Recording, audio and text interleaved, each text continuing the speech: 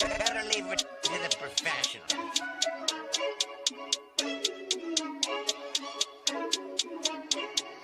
Last by Bundy, blah, blah, blah.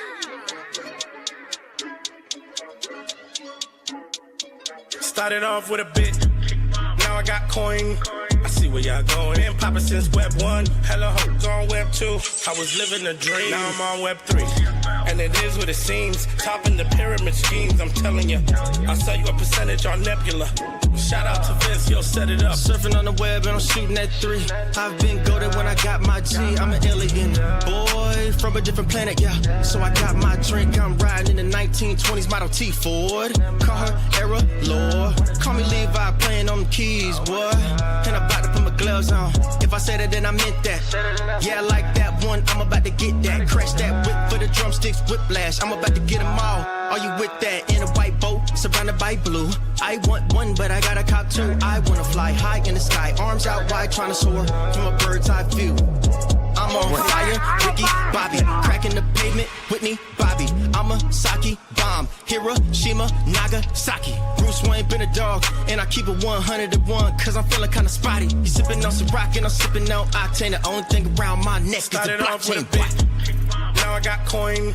I see where y'all going. Been poppin' since Web 1, hella hoes on Web 2. I was living a dream, now I'm on Web 3. And it is what it seems, topping the pyramid schemes, I'm telling you. I'll sell you a percentage on Nebula.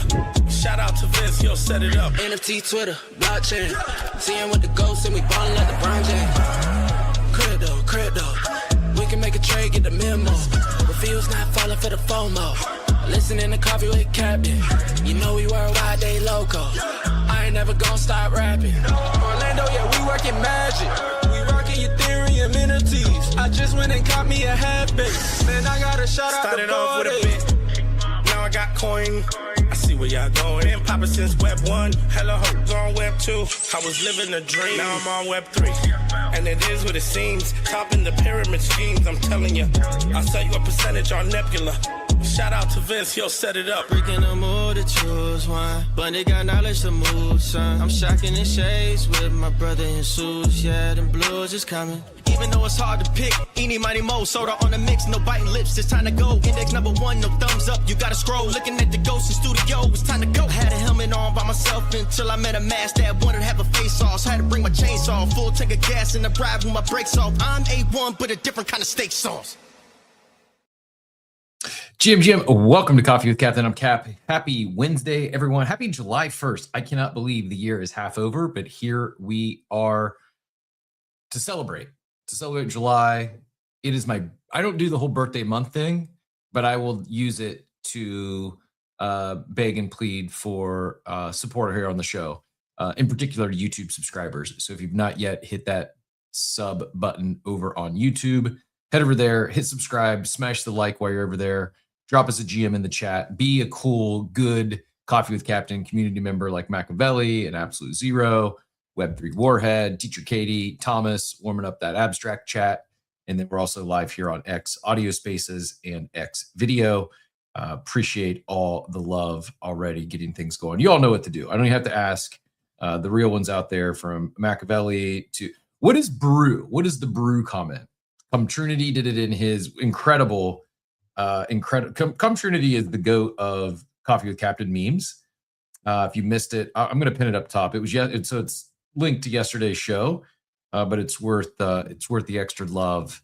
Come Trinity is a real one when it comes to the taking the show and then turning the show into a meme afterwards. This was his AI generated image yesterday, and people give AI images a hard time. I love it. We don't get this sort of stuff without AI generated images. But got Cap kicking the ball, the Coffee with Captain logo on the ball, on the fit, and trying to see what is on the shorts there. I can't tell. And then everyone in the background was active participants during yesterday's show. But the dog yelling brew. I see that. I saw Machiavelli yell brew today. We talking about brewing coffee? I don't think so. I think the brew must mean something else. Machiavelli, what does brew mean? To me, it's just like the dog telling everybody to go like score because it's coffee with Captain. It's like brew. So are you saying brew because you saw this Come Trinity image yesterday? Okay. I thought it was hilarious because like the dog's like saying brew, like go score. You know what I mean? So I was like brew. Because this is Coffee with Captain. We have our morning coffee breaks. Okay. I was just reading too much into it. But appreciate you warming up the chat as always. Same thing with Aspiring Nobody. We got the General out there, General Wegs, with celebrating 4th of July a little early. I'm still debating what I get into this weekend. I might I don't know. I'm thinking I might head up to St. Pete. We will see. Where to go? I mean, speaking of fits, Barca dropped theirs for the upcoming season. I learned today that they have a home kit for the Premier League play. League play, as well as a home kit for the Champions League. Today I learned that. It may make sense, but I did learn that today. I also learned that the best ways to just print money in the sports book during the World Cup is just bet on the superstars to score goals. I know it's not that easy, but ran pure yesterday. My Bovada account got a nice little stimmy because I ended up I parlayed the 3 winners. So I had France, Mexico, and Norway to win yesterday, and all of them hit. And then I also had Mbappe and my guy Haaland to score a goal. The only one I didn't hit yesterday was I had Mbappe and Haaland to score 2 goals each, which I know is a stretch, and I just put a half a unit on it. But everything else hit, and had a really nice day there. Had another top 10 in the underdog streets. So running pure there. Underdog is popping off. I need to settle down on promoting these daily drafts, because every day they basically, so far in the World Cup, they've done a $3, a $10, and a $100. I don't play the $100 stakes. I don't have an edge, and it's just I don't fire that into these daily snake drafts. I've mostly been firing 10 to 15 into $3, and then I'll do a few $10. You're cooking with that? Yeah, I've been doing. I mean, it's been a profitable World Cup for me. I've not yet shipped one yet. The other night I was in the $3. I had a team in first and second. Would have been turning I don't know. I had, let's say, 10 lineups, so I had $30. Would have turned it into 1,500 if it held. Did not hold. There was too many goals scored in the late games, but I did have a top 10 finish there, another top 10 finish yesterday. But I woke up this morning, and I'm guessing it's partially because the U.S. men's team is playing tonight. The $3 is already filled. They've been filling before. They've been filling. There's not been any overlay in the $3. Maybe the $10 overlaid a couple times, but usually I can get, I don't know, anywhere from 3 to 15 teams drafted before the show in the morning. Woke up this morning and already full. So I don't expect them to do another $3, but I'm pretty sure if they did, they could fill it before the 1 o'clock games. I think it's at 1 o'clock. Is that what time we start today? Oh no. Noon start time. Okay. So today's games are noon, 4, and 8. I prefer that schedule. If we got to start at noon to get the last game starting at 8 instead of 9 or 10, I would greatly prefer that. I did not stay up for the Mexico-Ecuador game last night, but I did. I was going to watch the first half, and then I think it was supposed to start at 9. Then I got a weather delay, didn't start till 10. But I'm definitely tracking Gilberto Mora, the second youngest player ever to start in a World Cup game, behind only Pele. Kid 17 years old, and I'm not sure if Joe's out there yet, but I was as I get into my journey here, my fandom journey, and try to find a what team do I want to root for, was kind of shocked to see that he's locked in with Tijuana, which I guess is the Mexican, I don't know what it's even called, Mexican League. He signed a 3-year contract with Tijuana, and so yeah, going to be a few years till he finds his way over to the Premier League or La Liga. But didn't score, but played really well in some of the highlights I saw. And again, can't imagine at 17 playing at this level. So between Mora and between Mora and Lamine Yamal is still 18, I believe. Yamal 18. Yes, he's 18 until like he turned 19 in a couple weeks. So he'll be 19 by the time the World Cup is over. His birthday is July is a great month to be born. See, he turns 19 on July 13th. But between those two, the 17 and 18-year-old, and then you've got Haaland at 25, Mbappe at 27, just the sport is in really good hand. Not to mention Michael Olise, who may in his first World Cup ever keeps running like this. He may set the goal or the record for assists in his first World Cup. Like just that France team, unbelievable. Like I feel good that I have them in as my Coffee with Captain bracket challenge champions. I mean, anything can happen. They're just so good, man. They're so talented and so deep. I was saying yesterday, I think their second team could probably beat most other teams in the World Cup. Like they're that good. Guys they're bringing in as subs are elite players.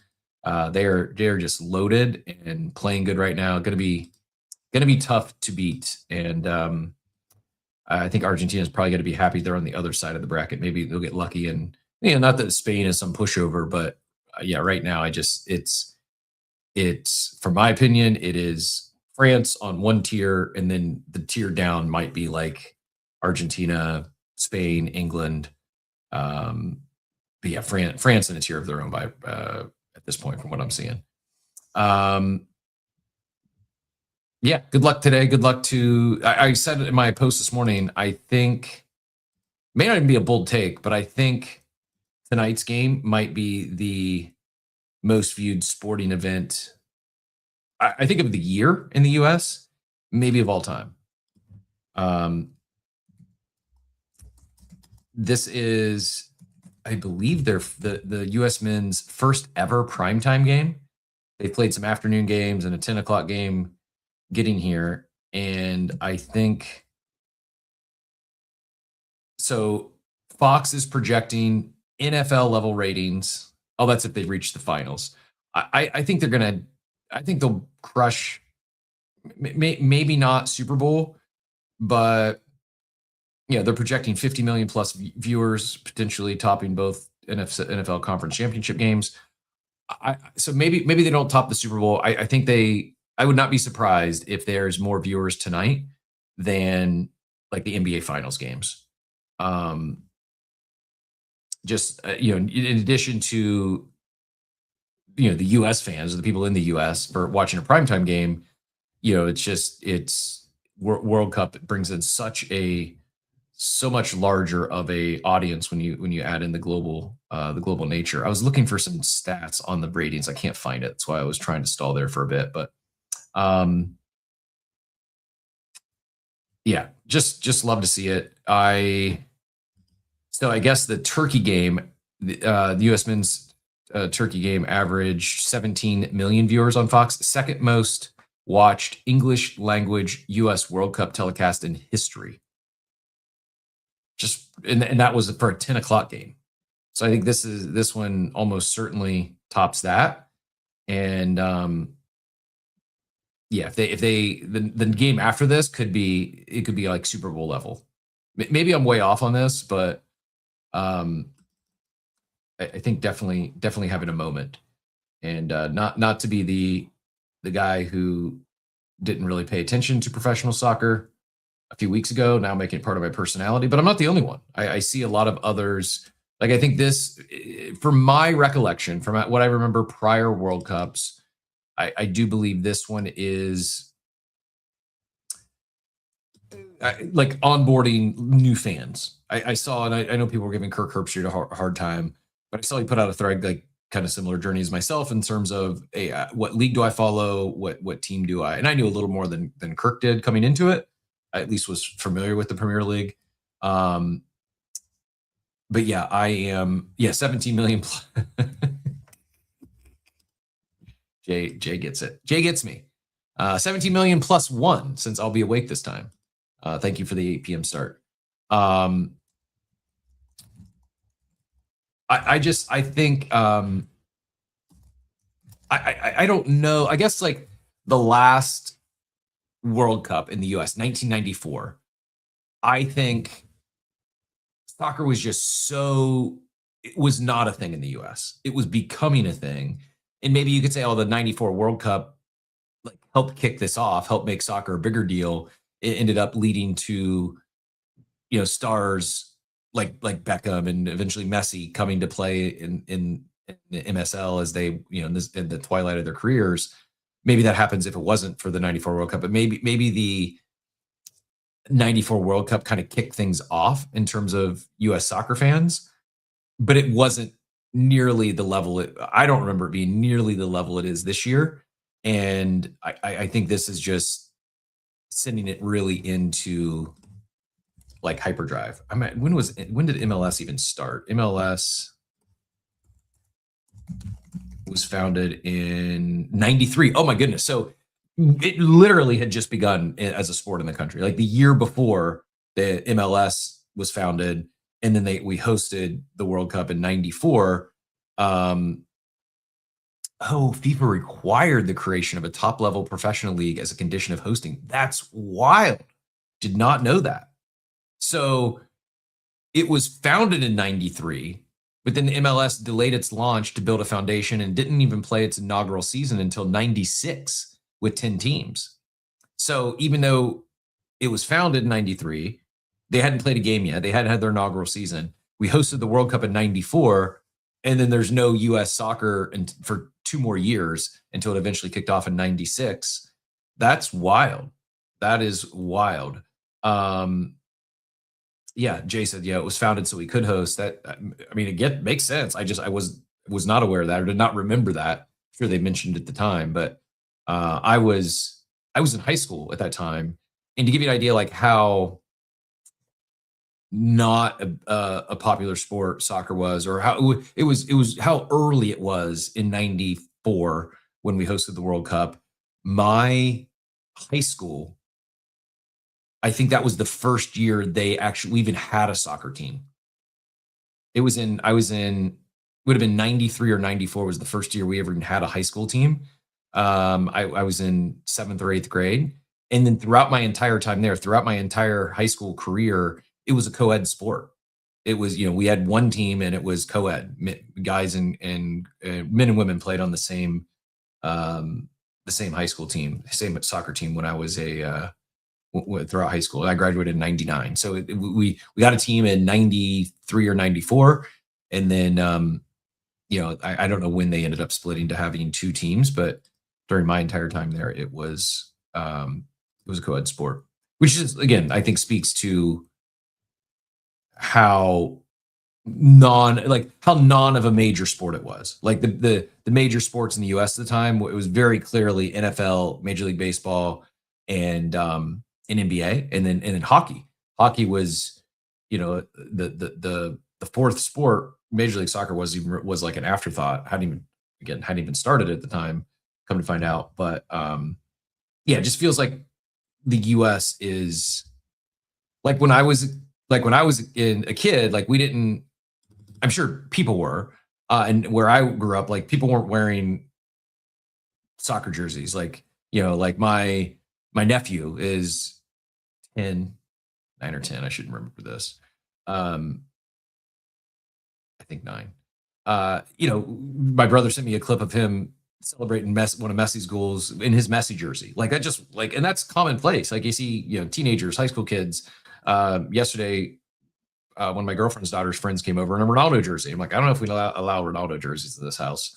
So I'm gonna have to get a Messi one to offset it. Not only was she wearing a Ronaldo jersey, she's collecting the FIFA World Cup stickers, and was upset because she had ripped a few boxes, a few sets, and has not got a Ronaldo yet. I got 3 Messis, but no Ronaldo, and none of her friends will trade her the Ronaldo. So I found that the like the for whatever reason, it seems to be that a lot of the younger fans are skew Ronaldo, especially younger female fans. I think they straight up said, I think they find Ronaldo is more attractive. Also laughed out loud as they said they didn't like Mbappe because he looks like a Ninja Turtle. True story from yesterday. Anyways, I digress. Really enjoying it. We're not going to talk soccer all morning. We've got a lot to get into. We've got Trump disclosing that he has extracted $1 billion from crypto. And the one thing I haven't seen anyone even mention yet is that's just Trump. Like, that's not the family at large. I think it's in range that the family, the collective of the sons and Melania, like it's in range that they've profited $2 billion on their crypto ventures in the last few years. Not a probably not a great look. And I do think there's some risk there with the next administration, especially if it were to not be a Republican administration. Like I don't know what happens. I will hit on the Clarity Act today. That's a topic on the agenda. Odds are cratering. It's down now to 40% chance that it passes. 40% on Polymarket, 41% on Kalshi, that it's put into law in 2026, which is down from it was 73% in mid-May. So like a month and a half ago, it seemed inevitable. Now unlikely, or less than 50% chance. The bill sits on the Senate calendar. Banking advanced it 15-9 in mid-May. But no floor votes even been scheduled yet. White House crypto advisor Patrick Witt's July 4th target looks like a big stretch at this point.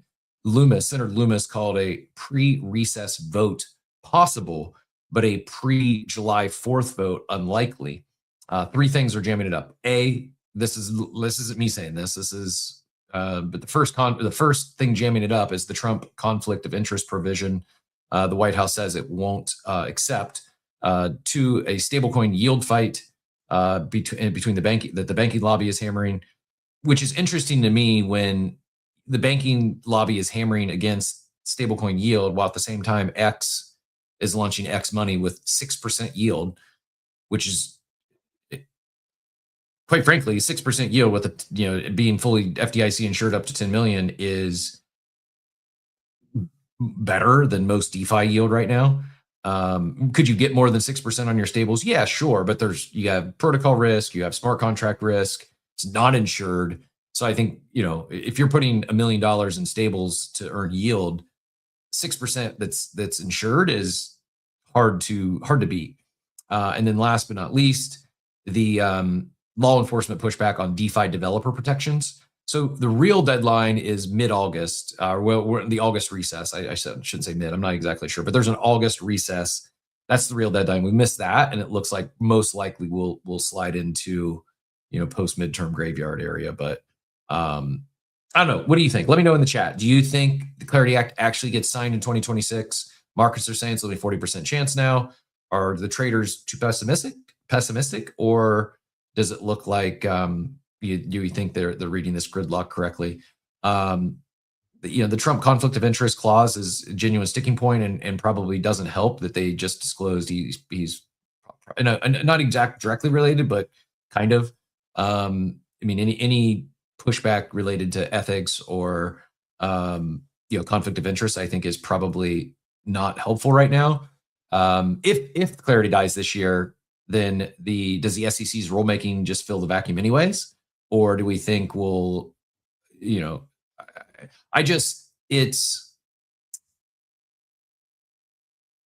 I know there's still some that say, hey, the Clarity Act's not good. It shouldn't pass in this form. I don't know. I know some smart people who really say it's not good in its current form and we shouldn't want it to pass. Maybe. If it doesn't pass now, then what? Like, this thing just gets drug out forever, and maybe we never get any regulation, and then we're back to administrations change and we get another war on crypto. Like, I don't think that's likely, but it's certainly within range. And so part of me, like, even though it may not be the perfect bill, I think I still skew or lean towards I'd rather see it passed so that we can move forward. Because I think it's not just us, not just the active participants. I think it's a lot of institutions, a lot of people like waiting for this thing to pass until they take their positions, until they until they make moves into this space. Some obviously aren't waiting. They're tokenizing anything from collectible cards to treasury bonds and everything in between. But I think it'd be helpful to move things forward if it were to pass.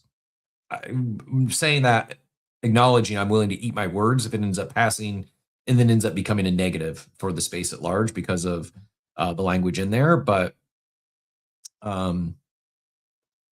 Jay says, what about all the cronies? That puts us north of 50 bill. 50 bill is probably extreme, but I think 2 bill between family and close friends, probably 2 billion extracted is probably likely, which is just wild to think about. DoorDash, do I think the administration has set crypto back generally or pushed it forward?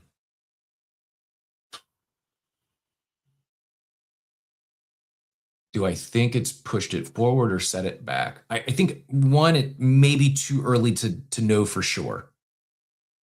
I think if, let's say, Vance or Rubio it becomes the next president and it stays with a Republican administration, I think either of those would be a better leader for the impact on crypto than Trump, because I don't see either of them launching their own meme coin or their own DeFi project.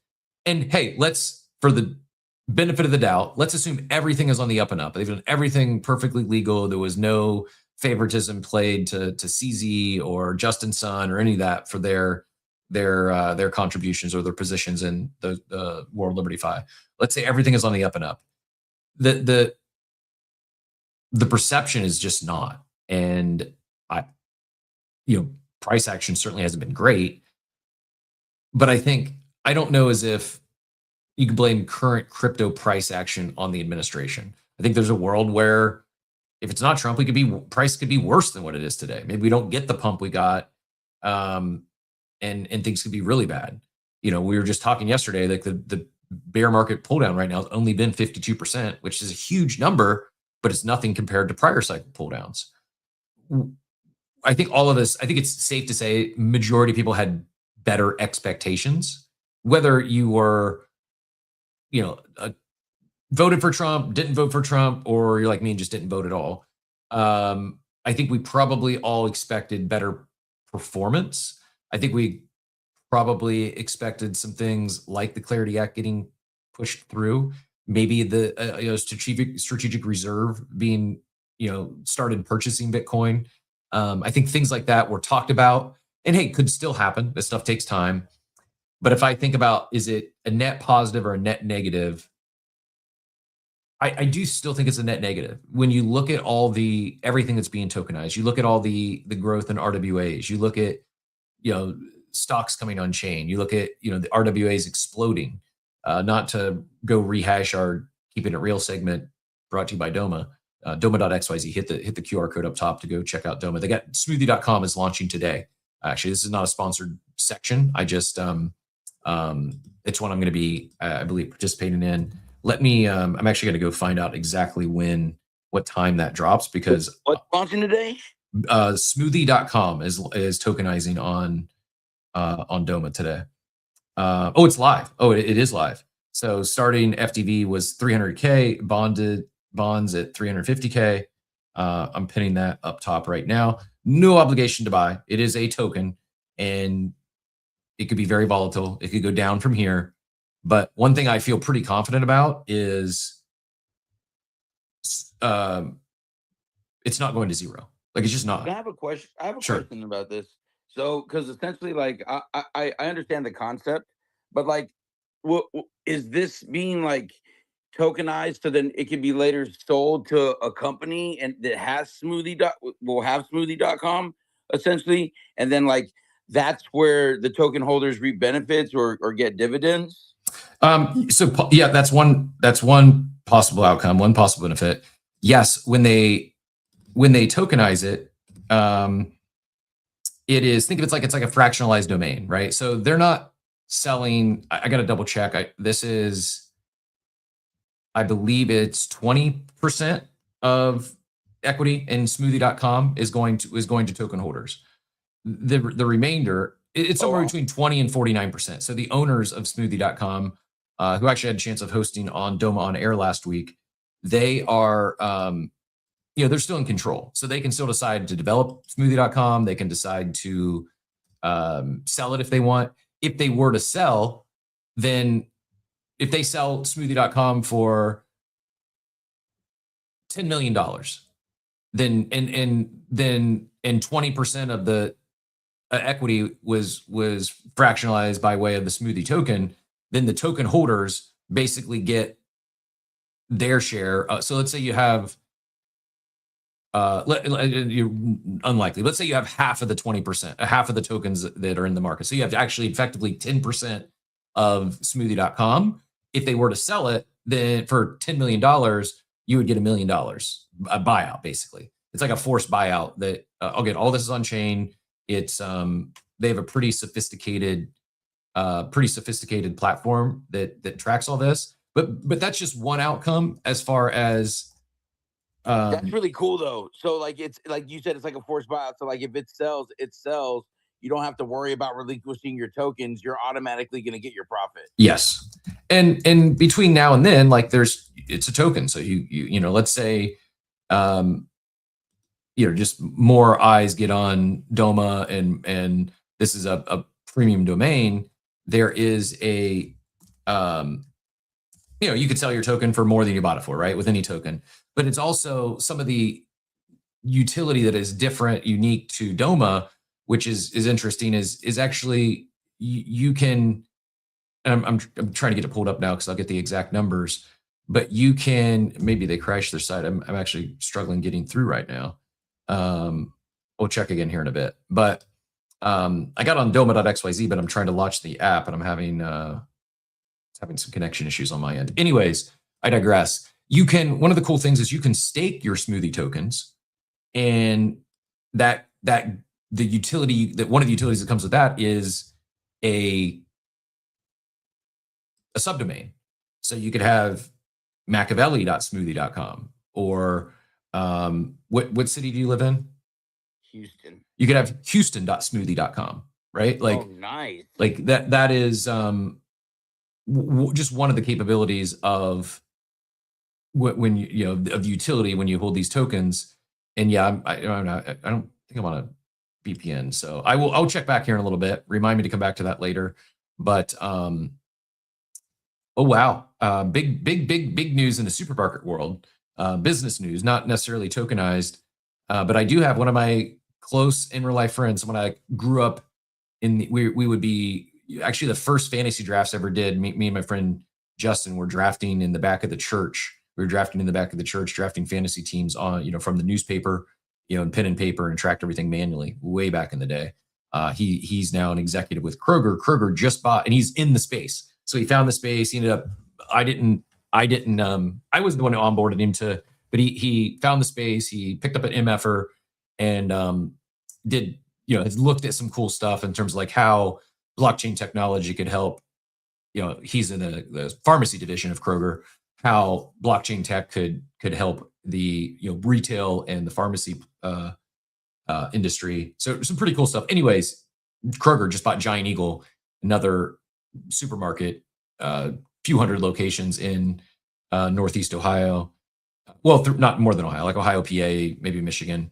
They're not like as big as Publix. Like Kroger and Publix are on a tier. Giant Eagle the next down, but 1.65 billion deal. It's not nothing. That ain't your mom and pop's grocery store. Yeah. My first business partner was in my Verizon business. He and his family, they owned a few Giant Eagle stores. So my buddy who shared that, I just asked, I wonder if Ralph gets a check.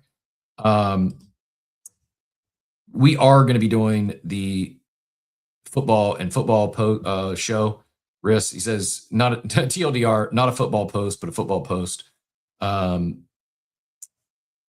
He's firing again into SBS, Spoiled Banana Society, best ball, on-chain fantasy best ball, which is, I do love it. We'll get the guys on here at some point in the future to talk about. But the beauty of speaking about, bringing something on chain and just making it better with Spoiled Banana Society, like you can do with several of these like World Cup competitions. Let's say you draft a team and it's doing well. In traditional best ball, you either win or lose. You can cash something out, or you either ride it out to the end and you win, or you ride it out to the end and you lose.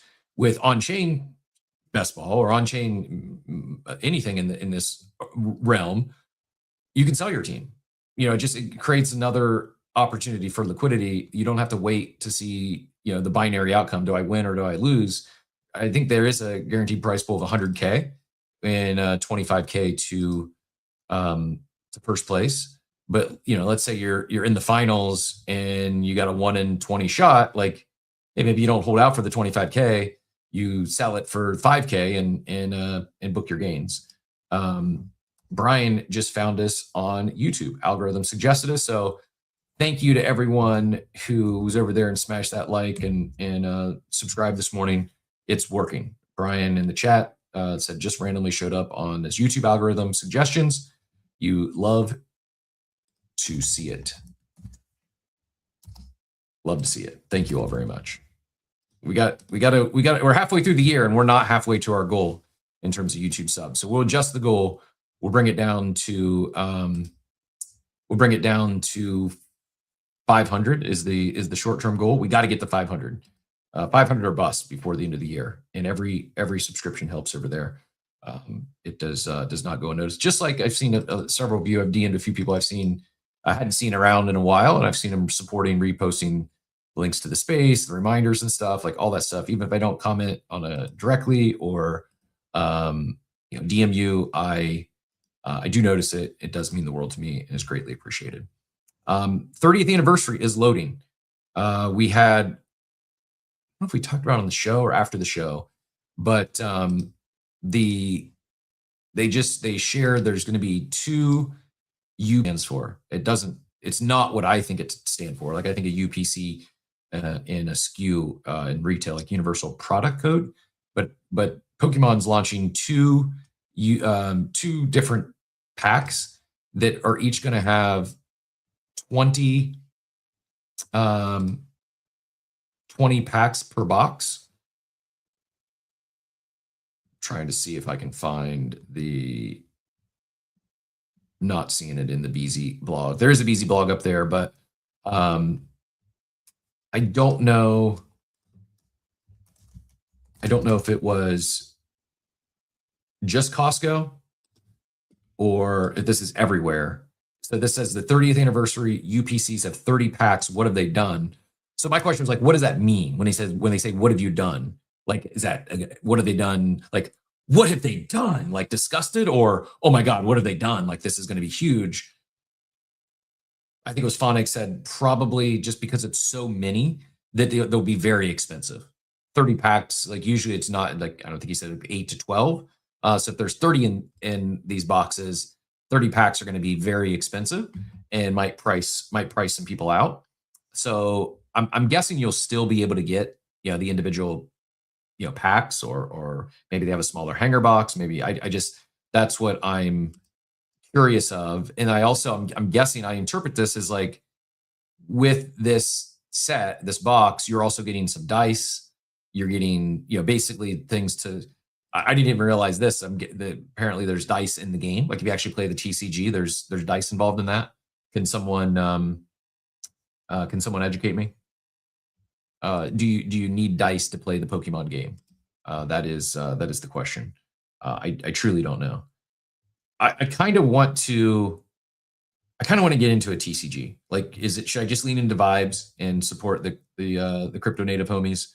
Should I start with Pokemon or One Piece because they are the OGs? I did mean what I said when we had Spencer on, that part of me likes the idea of starting with vibes because I don't have a competitive disadvantage where others have been playing the game for 30 years. Yeah, Doomer's asking how much is a booster box for Pokemon usually? And I would add the second part of that question is how many packs usually come in those booster boxes. I don't know. I mean, I know what they sell for on the secondary, but when they like Joey or whoever shared the the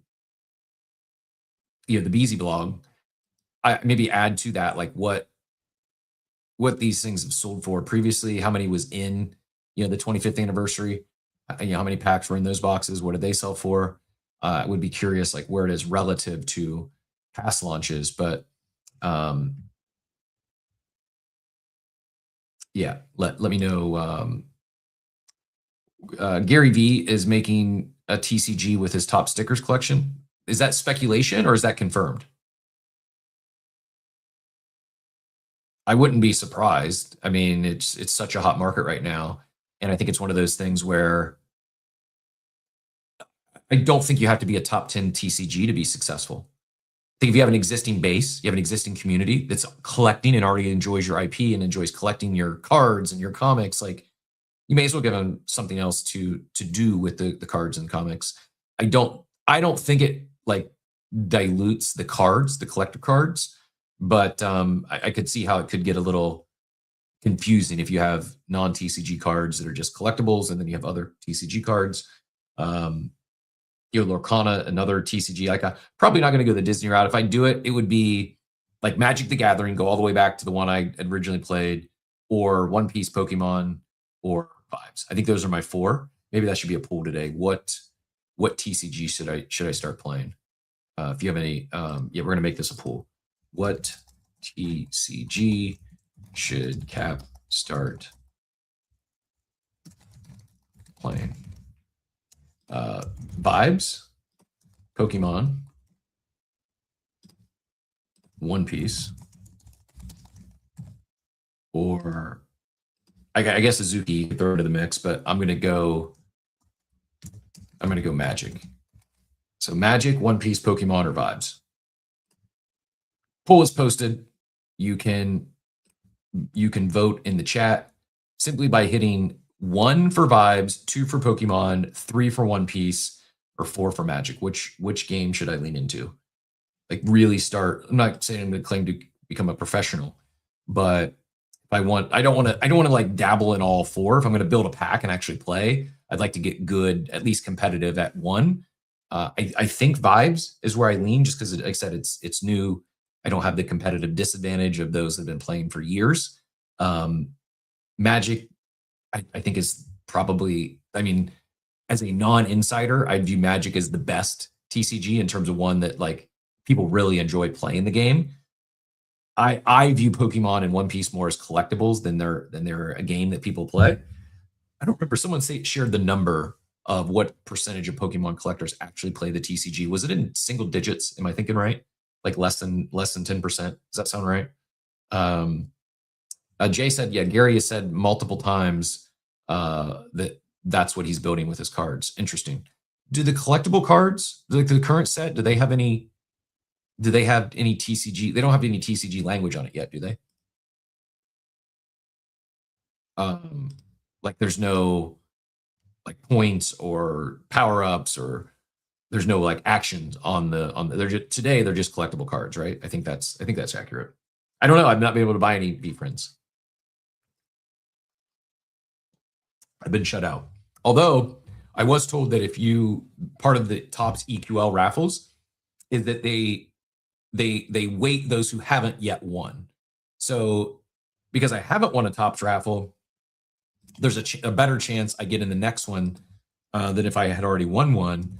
And they just announced yesterday, I'll see if I can find it on their site. I got an email that they're going to do a Sapphire set.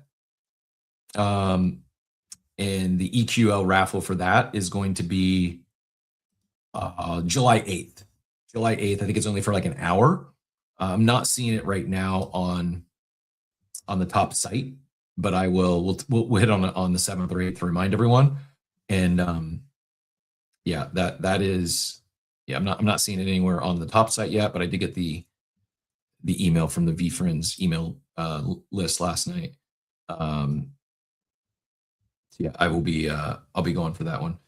Zuki might be interesting to try. Again, don't have the competitive disadvantage of people have been playing it for years. You just got to deal with Adam Weitzman, who I think bought, I don't know, like a million cards.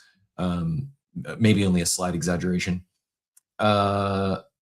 Disney could be fun. I don't know. Like I would rather do vibes than Disney if I'm going to go the cute route and not. You know what they should make? They should make a Game of Thrones TCG. Has anyone done this?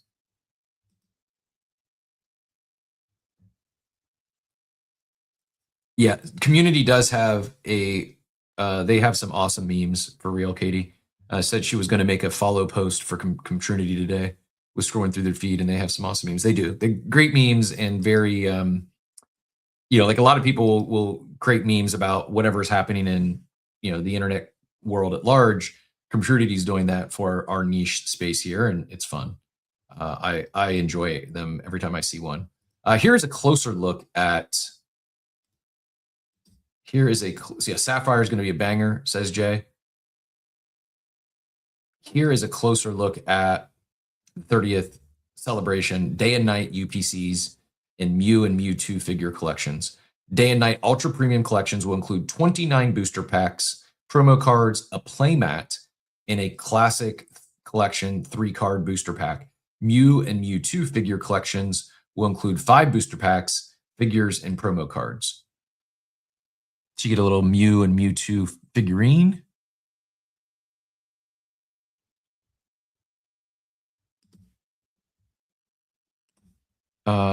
September 16th, Elite Trainer Box, Slivian and Greninja booster poster collection, 2-pack blisters, tech sticker collections, knockout collections in October, Mini 10s booster bundle, binder collection in October, the battle decks. And in November, Ditto Premium Collection, Mew and Mewtwo figure collections, and Day and Night Ultra Premium collections.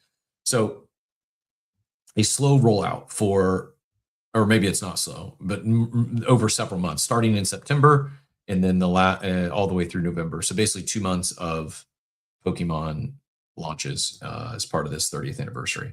I guess the question will be is, do we, for those of you holding Pokemon cards or building a portfolio, do you sell prior to all those dropping? Do you think that is the local top is when those drop? That's what some are saying. I don't know. I wasn't around for the 25th anniversary, but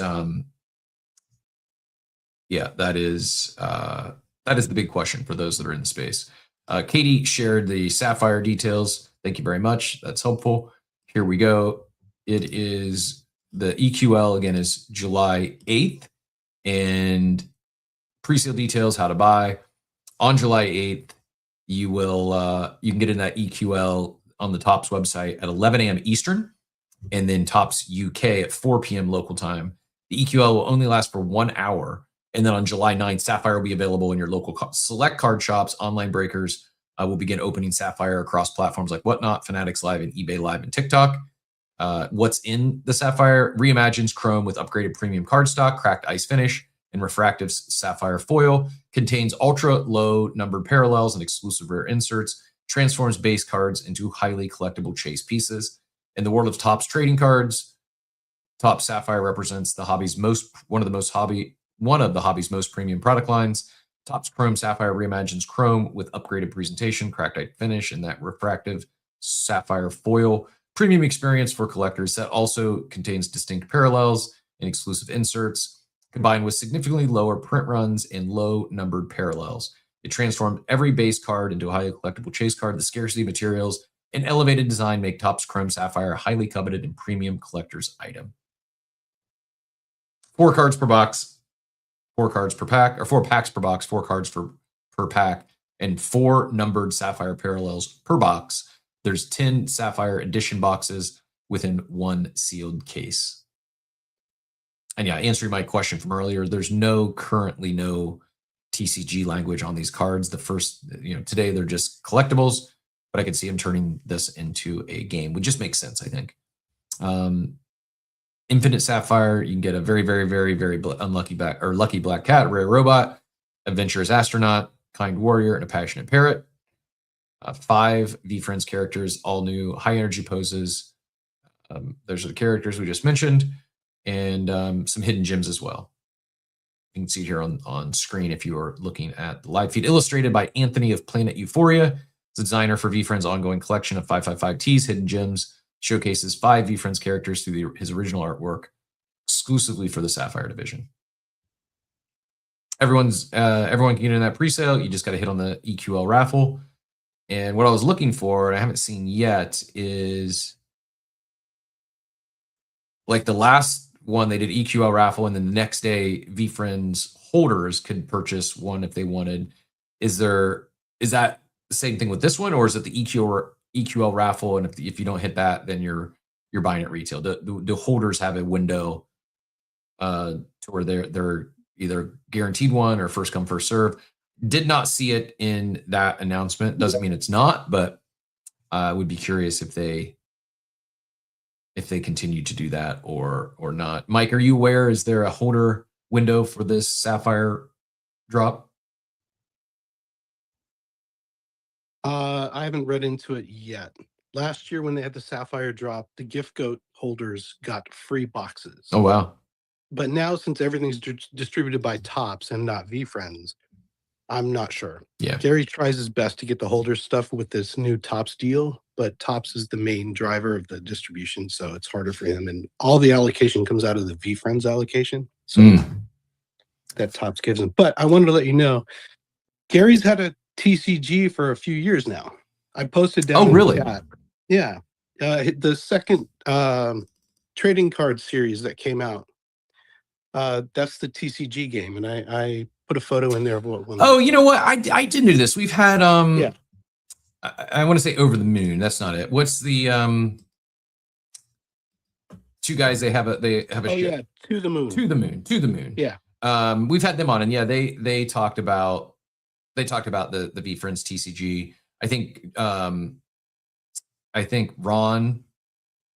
I don't know why I'm drawing a blank today with these names for some reason. I think Ron plays the TCG actively, and I even know Steve got into some of those. I think it was at maybe it was at VCon, if not another event. I think Steve played in one of the VFriends TCG games. So it is. I guess then I wonder what the roadmap looks like in terms of when they're launching like the next set of the TCG cards, when they're launching collectibles. Do you know how does this Patient Panda Gem Mint 9 that's part of the TCG game, how does that hold up compared to like a Patient Panda in the collectible world of the same? Like, is it from a secondary market standpoint, is one more desirable than the other from a price point, or are you aware by chance?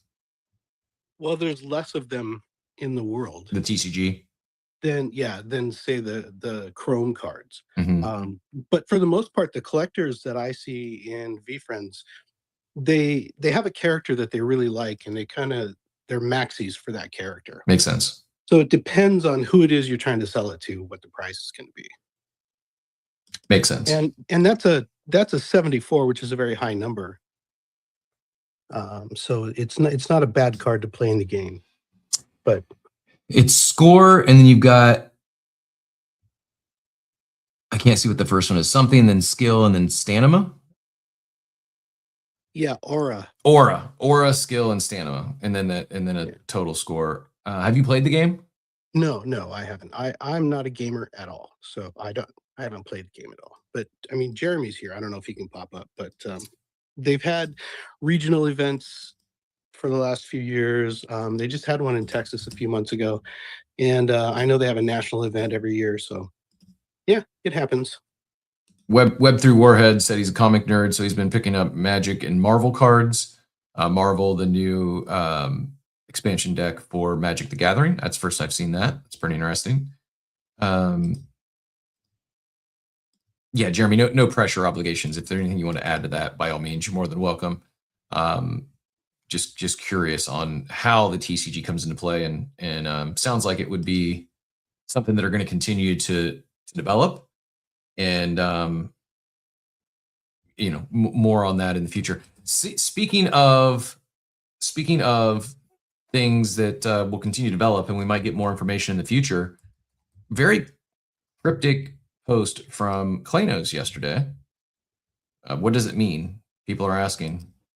Anytime we hear snapshot, speculation begins. But yeah, yesterday the Klanos account said a snapshot of all Klanos digital collectibles was taken yesterday, June 29th at 10:31 a.m. Eastern. Details soon.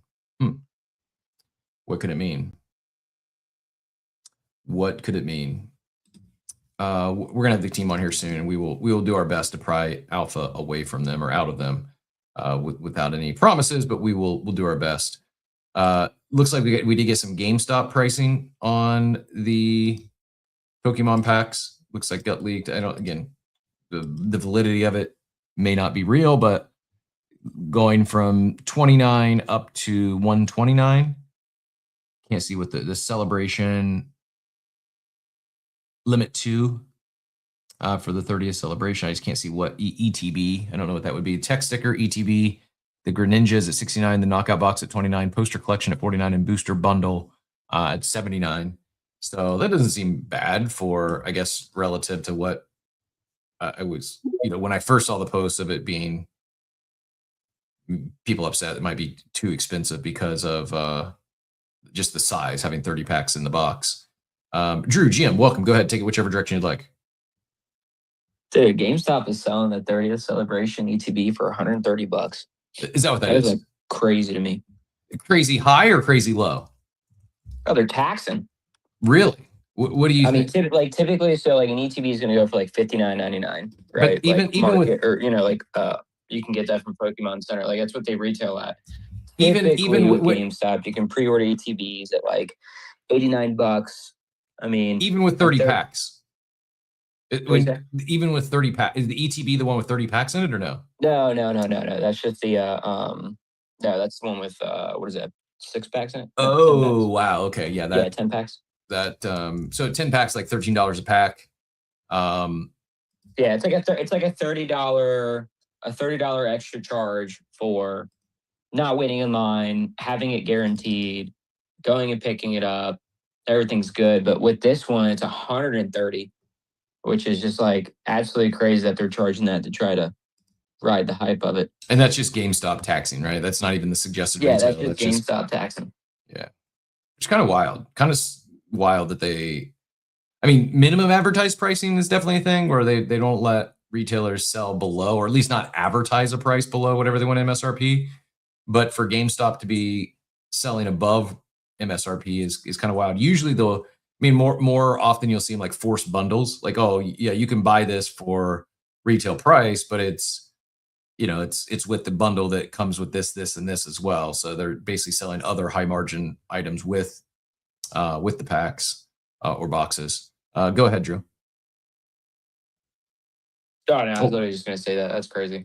I think I have a very strong fear, and this is just my personal opinion, that the 30th is going to be the Pico top before a probably much needed reset. What do you think that looks like? I agree. There probably is a reset at some point, a pullback at some point. I could see it being the 30th. Maybe there's like a rotation into people selling their existing Pokemon cards to go buy the new stuff. And a big chase there, so that you see some sort of like a sell off on the historical stuff, and then after the nostalgia wears off on the 30th anniversary stuff, then maybe it pulls back as well.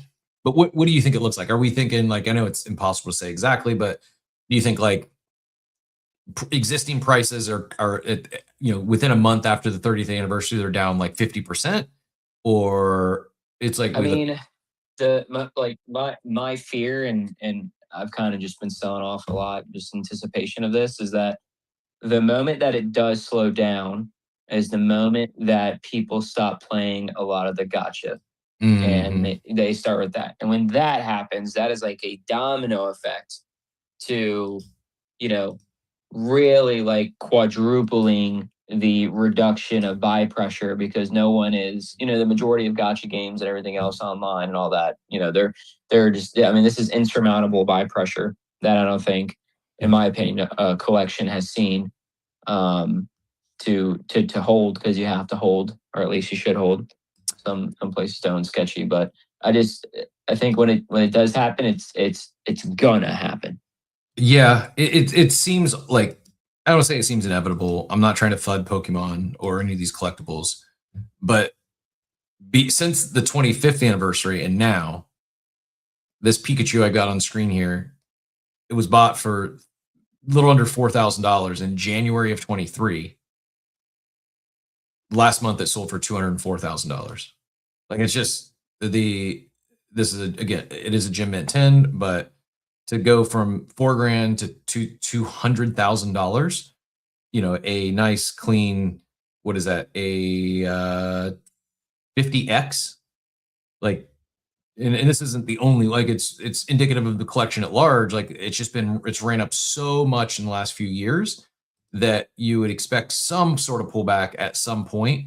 Because yes, I know, like, the old ones, the Gem Mint 10s, like, yes, they are limited. There's only so many of them in the wild, but just the total supply, like, they're printing 1 billion cards a year. Like, it is, was it 1 billion or 10 billion? I mean, I think it was 10 billion. Even if it's 10 billion, though, if you really look at like the actual like chase cards, the full arts, the rares, and everything, I mean, it's really still not a lot. And you also got to think about the people that play this, like, actually play the game versus collect, versus the sneakerheads, and versus everyone else that goes just to send into, PSA is kind of slowing down. Everyone that sends in just to get a 10, if they don't get a 10, it's kind of just like doo-doo, which is crazy to me that a PSA 9 is the same as like a market price right now for most. It's honestly not that a lot, but I think 151 had a lot of nostalgia for a lot of people that collected when they were younger. And then, obviously the younger generation is pretty interested in it. So I think that kind of, hyped it up, and all that was legit and real. But I think, now that flipper market inflation is up, people are looking at this as like, hey, this is how I'm going to make rent. The sneakerheads are getting into it now. It's a bottle for combination of like, all right, guys, we need to get back to stuff sitting on the shelf. And they're also so they are over on the East Coast. I think they're pouring something like $4 or $5 billion into a new facility that will ramp up production. Like, I think they said 2.1 times or something, which is insane. And that should be ready by, I think they said, the end of 2026 or the beginning of 2027. I actually, when I was traveling for something, I actually drove past it, and yeah, thing's massive. Yeah, it is. Just the sheer numbers of this stuff, not just how much they've appreciated. 60% of the entire cards in existence have been printed since the start of 2020. In 2021-22, they printed 9.7 billion, then 11.9 billion, then down to 10.2 million, and then down again 25-26 to 10 billion. But 10 billion a year in total. There's over 85 billion cards have been printed since their launch in 96. And despite that supply, they've done a good job with, like Phonics says, like they're they are not stupid as a company. They purposely control printing to keep demand high. I'm sure they have something that works, because every normie expects a cool off. That's also seems to be the consensus, is that everyone's expecting a cool off or a pullback once the 30th anniversary hits. Counter trade, the consensus often does well. It's just like, what is going to be that catalyst that keeps it going after the 30th anniversary? But like, here's an example from Doomers. Bought cards on Courtyard like a year ago, $25 packs. Randomly checked last night, and now the value's $525. Just wild. I mean, imagine if 40X. Pokemon was a public company. Like, think about it. Every single Pokemon Center drop, you can kind of guesstimate how many ETBs and booster boxes and booster bundles they had and everything. I mean, it's if they seem to be anywhere from like around the same. Like, each drop is around $50 million. I mean, I have no idea what their numbers look like, but like the company itself, I mean, it's just like insurmountable amounts of money. Yeah, it is. I know we were keeping an eye on Monday through Wednesday looking for some drop on Pokemon Center. I haven't seen it. Maybe it dropped and I missed it. There was one yesterday. Yeah, they had, but what was weird yesterday is that they did a drop for the new set, but they didn't have ETBs. Don't What have is booster- ETB? Booster bundles and What Yeah, is booster ETB? packs. What is ETB? I keep saying ETB. What the fuck does it stand for? Elite Trainer Box. Okay. Yeah, so those are typically the ones that have like the card sleeves in them. They have a promo pack. I think they have 10 packs in them. And lately they've been having like a little dice and other stuff. I collect those personally. That's just the ones I like. I like promo cards. I like those. Just my cup of tea. But Diego, hola, good to see you, sir. Hope all your family and friends in Venezuela are doing well. Jay asks, is it weird that about 70% of all US dollars in circulation have been printed since 2020? This is the correlation no one's talking about, is the US dollar and Pokemon supply. They are apparently trading in lockstep. I guess I'm assuming like the boxes that you can buy on Pokemon Center right now are not desirable ones, like these deck boxes. yeah, I think it's if you want to play the games, like all Yeah. starter packs, deck boxes, like they just have like super commons. That's my and guess. stuff. Yeah. Yeah. Yeah. All right. Well, someday I will maybe rip some Pokemon packs that aren't a 10 where I'm just chasing a $250 Mega Greninja. Beezy is cooking another monthly all-time high. Congratulations once again to our friends over at Beezy. They say this is what happens when the best community and team that shows up every single day. Solana is next. So another record month, and that's been done primarily on base and flow. Adding Solana to the mix should help. And yeah, Natty Wife also sharing some pics from some of the VFriends TGEs. She says, huge TCG nerd here. I spent a ton collecting. Wish I could chat on stage. I've played the VFriends cards way in low score game that Rob Messer runs.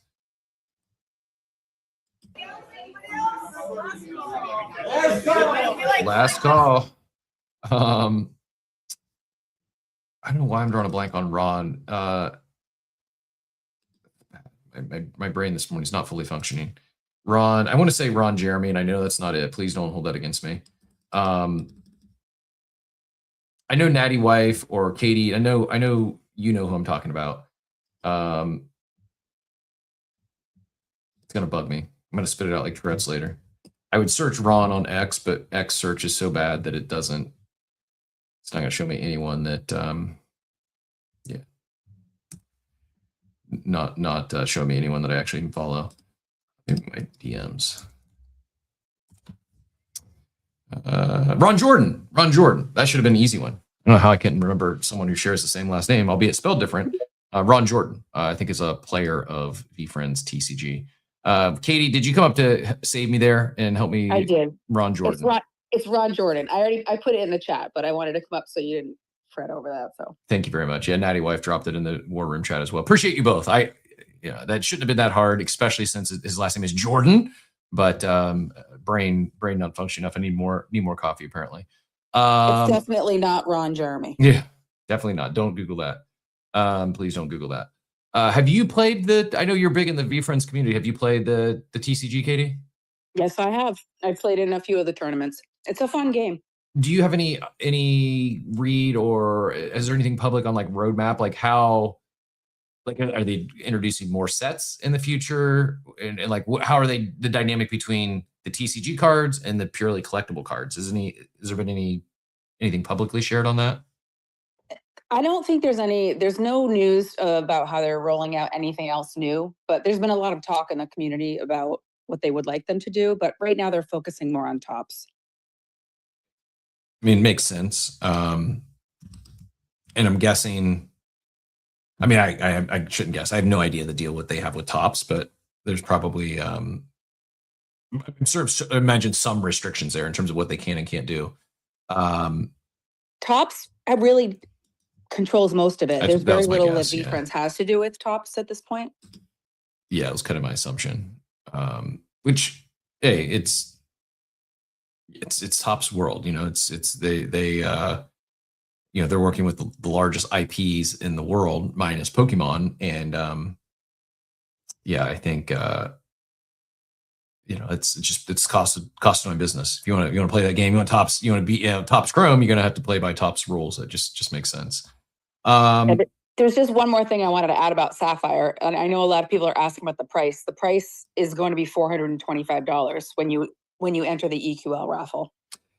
And there's correct that there's no, at this point, no, like if you hold a VFriends 1, there's no, you don't get a window like you got on the last boxes. It's just like if you want to get the box, you got to get in that EQL raffle and hit on it, or go buy it at retail, right? None right now. Okay. Exactly. Makes sense. Well, I will. I feel like I need to take a shot now because I haven't hit on the ones prior, so maybe now is the time. We're going to do this. We got a daily market update coming in here. Thank you again for helping me out with Ron Jeremy's name. I don't know why I was struggling so much. And then the other one I was talking about was To the Moon. Tom and Jay from To the Moon was the other one that's absolutely correct. Payne, that's who I was referencing. Yeah, Tom and Jay and Ron Jordan, not the other Ron. Please don't Google that. If you do it, don't do it at work or around kids. A few other things like headlines that I actually hadn't seen. So I have a few other topics that I had coming into the show. And then a few things I just saw per the Twitter debrief or headlines, highlights. Normies had a hackathon, concluded with 58 projects built using Normies API, 58 submissions utilizing one API and 80 endpoints. Organizers announced plans to review the projects and announce winners within a week. Participants created projects such as the Normies Button multiplayer game based on Normies types, including human, cat, alien, agent, and zombie. Fully on, this is, a lot of continue to get a lot of love on the timeline. This was the hackathon. I'm curious if anyone here happened to participate in that hackathon. I owe Cirque a full sit down interview. We'll get him on maybe our Builders Domain interview series here in the future. Overdue. We've talked about it a few times, just haven't landed on it. We just need to lock up a date that works for Cirque. And so this is a built Normies Button for the Normies Hackathon. It's a live multiplayer timing game, no wallet connection required. Just wait, press, and help your type win. So just fun, simple mini games. But I love that they have such a dynamic on-chain approach and leaning into AI. And I do think it's just, there's a reason it's been one of the more successful NFTs to launch this year, because it's very high effort and leaning into the tech.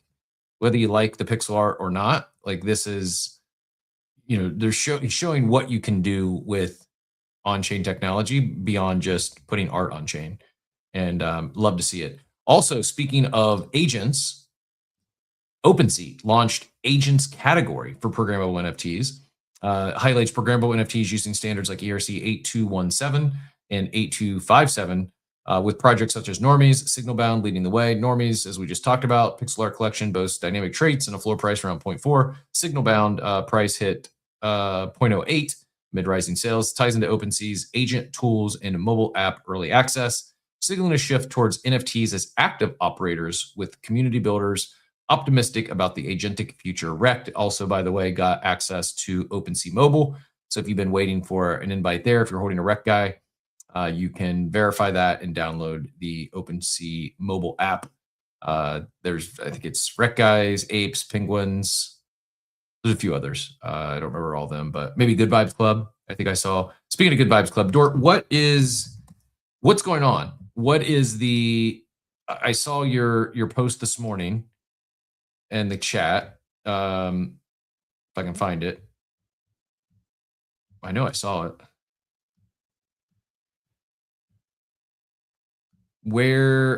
So it was last month's, the one that you were featured on. And there we go. So it was A Beacon of Light, which was from May. And then In a World of Darkness, which is June.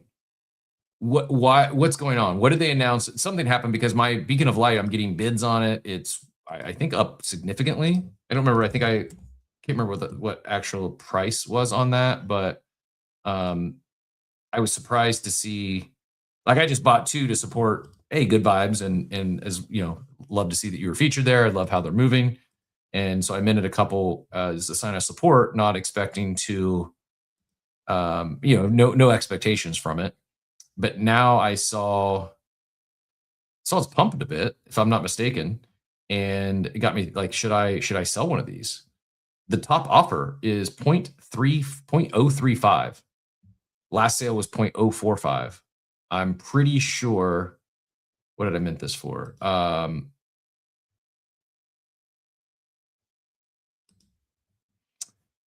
Price history. No. Hard to see.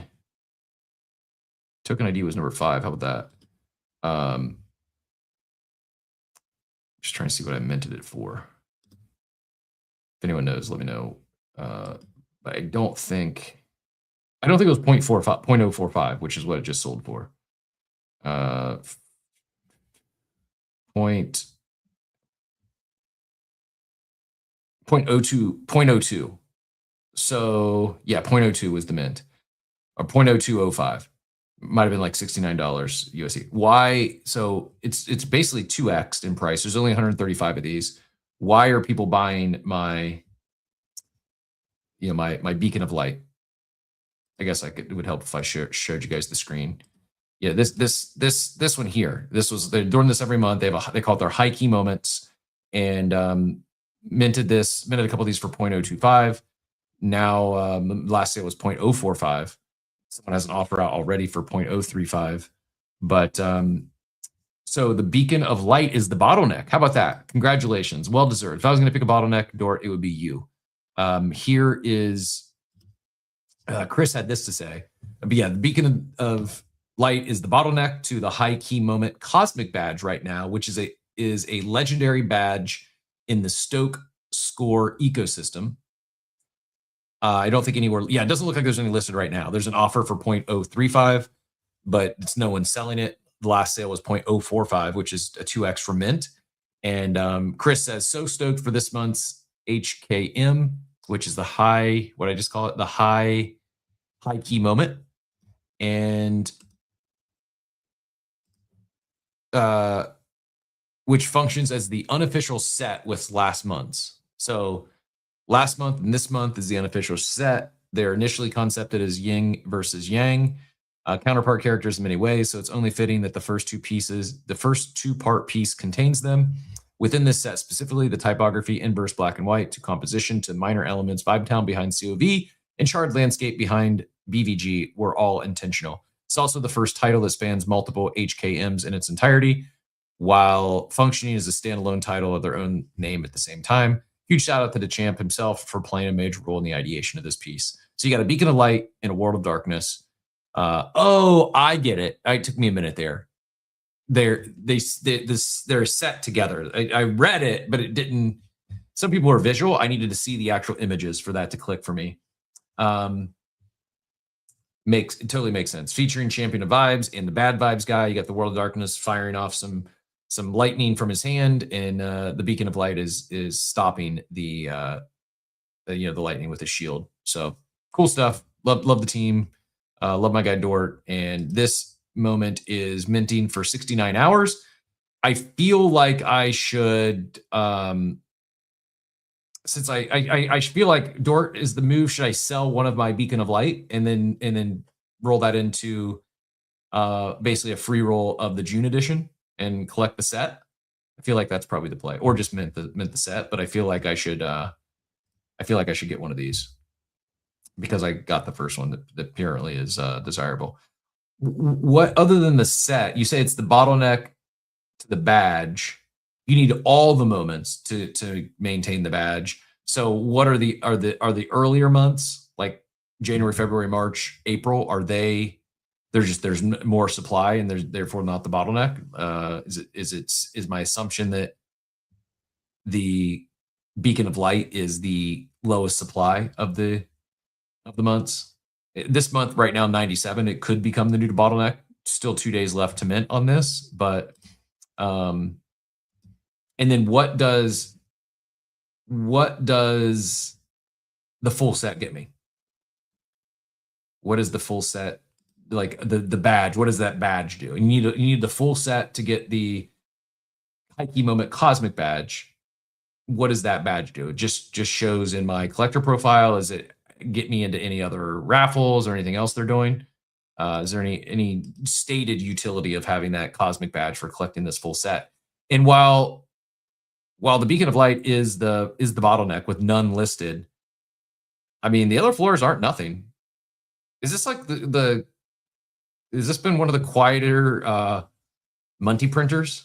Like you could just mint these things and flip it the next month when people try to collect the full set? Because Max Stroke, I think that was the first one in January. There was 434 of those. It's at 0.029. Welcome to the Jungle was February. It's only 151 of those. It's at 0.041. And then March was fully buzzing. There was 171 of those. It's at 0.0569 floor. Sugar Savage that was February. So this must have been Welcome to the Jungle must have been April. April. February 1, Sugar Savage, 216 of those. It's at a 0.0569. So two of them have a floor of 0.0569. And then you got Beacon of Light has none listed. Same thing. Other than Welcome to Jungle is 0.041 and 0.029. So it's like you're gonna have to spend 0.2-ish, 0.3-ish to collect this full set. I don't know. It seems to me like kind of a no-brainer mint on World of Darkness for 0.0205 when every other one before this is listed and selling for more than that. And there's only a few hundred owners. So what if these open edition passes are for GVC Season 2, Good Vibes Pets, the Mutant Good Vibes Club? Yeah, that is that's real alpha. Zane used to be on the team. He helped the Good Vibes Club launch. So he's basically just leaked the roadmap. This is why you want to hold a DGen pass and join us in the war room, is for soccer debates, debates on whether Sophie Cunningham's videos are real or not, whether her assets are real or not. And then you also get leaked. Not only do you get Zane's doodles of the day, you get leaked information on the Good Vibes Club roadmap. So yeah, coming soon is Good Vibes Pets, as well as Mutant Good Vibes Club. Makes sense. Checks out.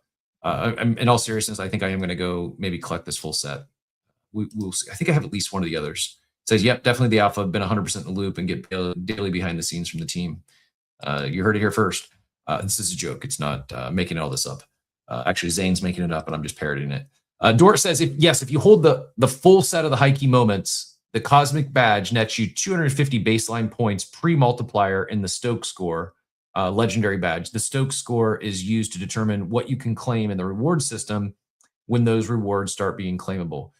And so when you say rewards you can claim, it's not all like I haven't been following too closely, partially because I sold my Good Vibes Club that I minted and I've been on the sidelines, so I don't want to remind myself how down bad I am.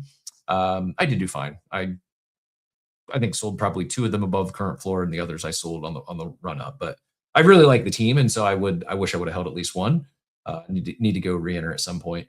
But my understanding or my thought was that the collector score and those badges just got you in the raffles. They were doing like monthly raffles where you could win a Good Vibes Club and more. They also hold a punk in their treasury that maybe they raffle off at some point. They're not saying that. It's pure speculation on my end.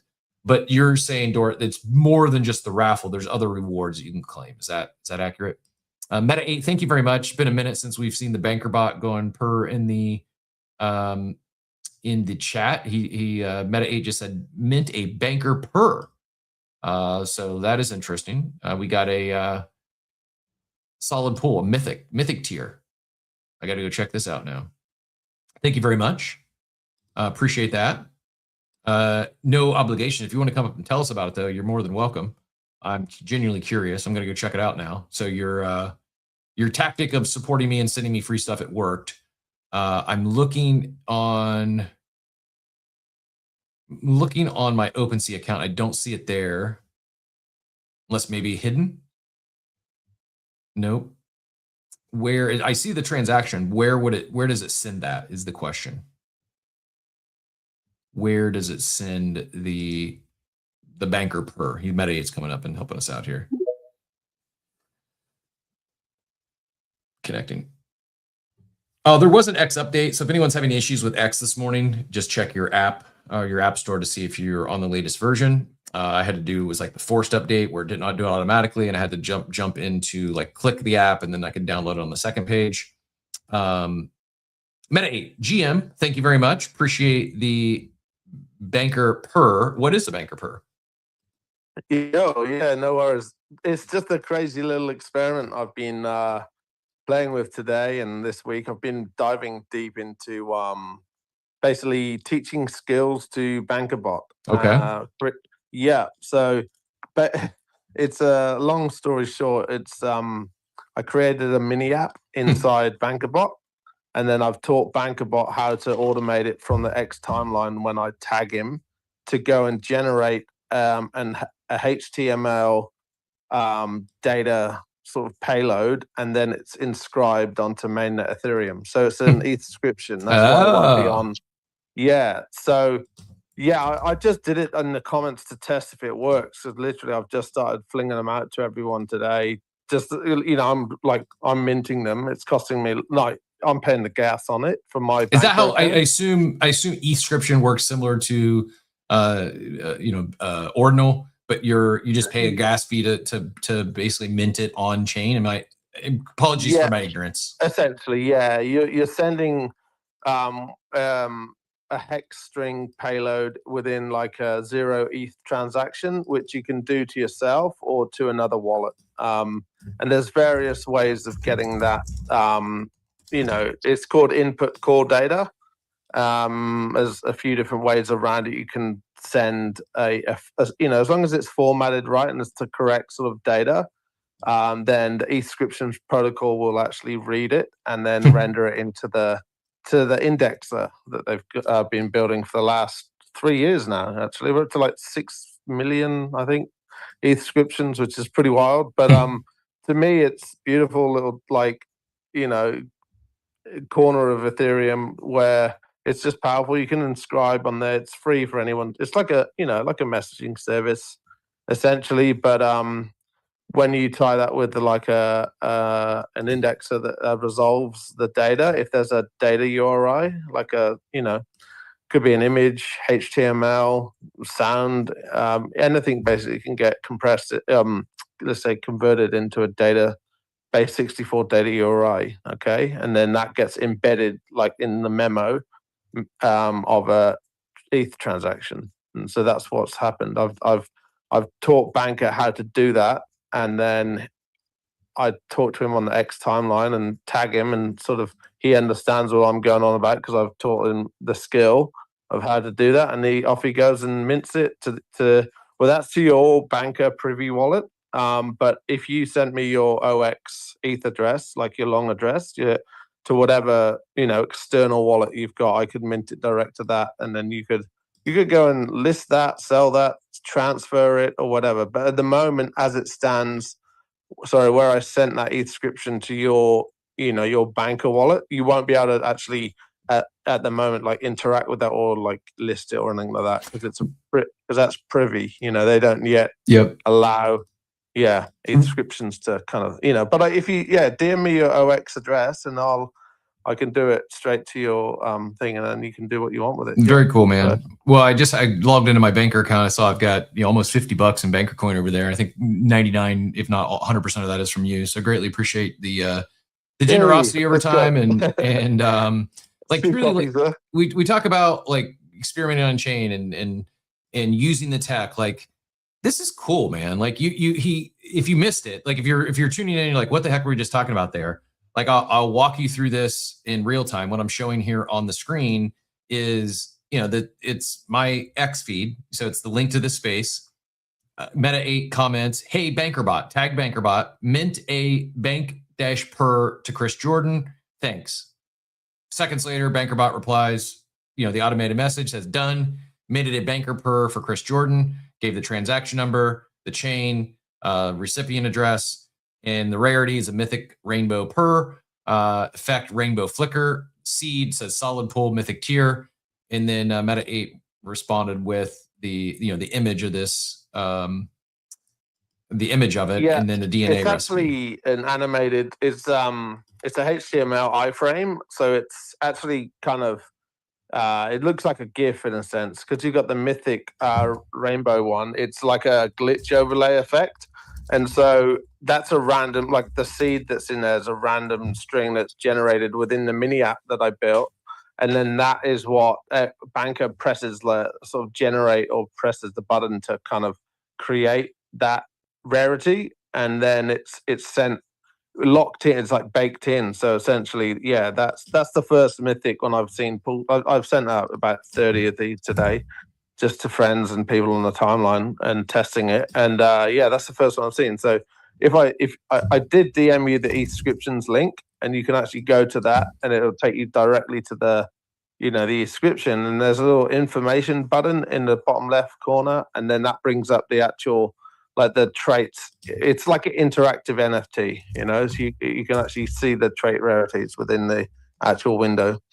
So yeah, incredible. That's what I'm building and playing with. Yeah. So you've been pretty deep. You're you understand the tech side. You've been experimenting with BankerBot from the early days. How difficult for like what you just did? Someone else wants to experiment with BankerBot. They want to do just this, create an inscription or token. Like, how simple is it to go from zero? They've never been on BankerBot, never set up their account, to setting something up to where they can interact with it on the timeline, and it's gonna do what they want. Yeah, it's almost like too easy. I got to say, to do.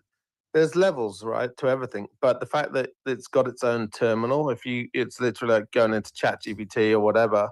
It's banker.bot, and then you set up an account, whether it's with your X login or with a Gmail account login or whatever. There's various ways you can log in and create your account, authorize it. But the most common one is to just link it directly in, as a third-party authorized app into your Twitter, and then straight away you create your wallet tied to your Twitter profile, your X profile. And then in the back end, then you can go, you go onto banker.bot, and then straight away, it's actually literally yesterday was just updated with a brand new console. And there's a lot there, but it opens up in the chat terminal, and then you can just say, like, literally ask it questions, like, how can I do this? And it will teach you. It will it's just like ChatGPT again. Like, if you're not sure what to do, you could just ask it, and chances are it'll tell you step by step. So I use a combination of ChatGPT and Banker, and kind of tell ChatGPT what I want to do with Banker, and it kind of helps me, formulate that, because at the moment there's no voice mode interacting with Banker, and I love to just open up the microphone and talk to ChatGPT to kind of get my words off my brain rather than type them down initially. Does that make sense? Oh yeah, absolutely. That's my workflow. And then ChatGPT's got a really good history, project kind of thing, and it remembers what you've talked about in previous sessions. Yeah. So then I just take that and kind of plug it into Banker, and it's almost starting. The more I'm doing it, it's starting to learn how I work with Banker and how Banker wants their data to be sort of laid out and everything like that. So yeah, it's like I say, there's levels to it, but it is literally as simple as if you go onto BankerBot and through Twitter and give it access to your Twitter, which is up to you. Everyone do your own research, obviously, but do that. You can go on the timeline and just talk to it on the timeline as well, whatever the case might be. And it's pretty easy. Yeah, very cool. Well, first of all, I appreciate the mint, appreciate that, especially the mythical. And thanks so much for sharing and keeping us educated. I do need to explore and play around a little more. I talk so much about how excited I get for those that are building with the tech. And to your point, I don't say anyone can do it, but anyone can do it. You may have a longer learning curve, but that's normal. We're all in different learning curves, and some of us may have to hunt and peck and ask ChatGPT or BankerBot more questions than someone who just gets it right away or has been coding and programming. But the reality is, in today's age, anyone can do this. It's not, you don't have to be a dev, you don't have to be a programmer. And if you get stuck, just ask it, or ask Claude, or ask ChatGPT.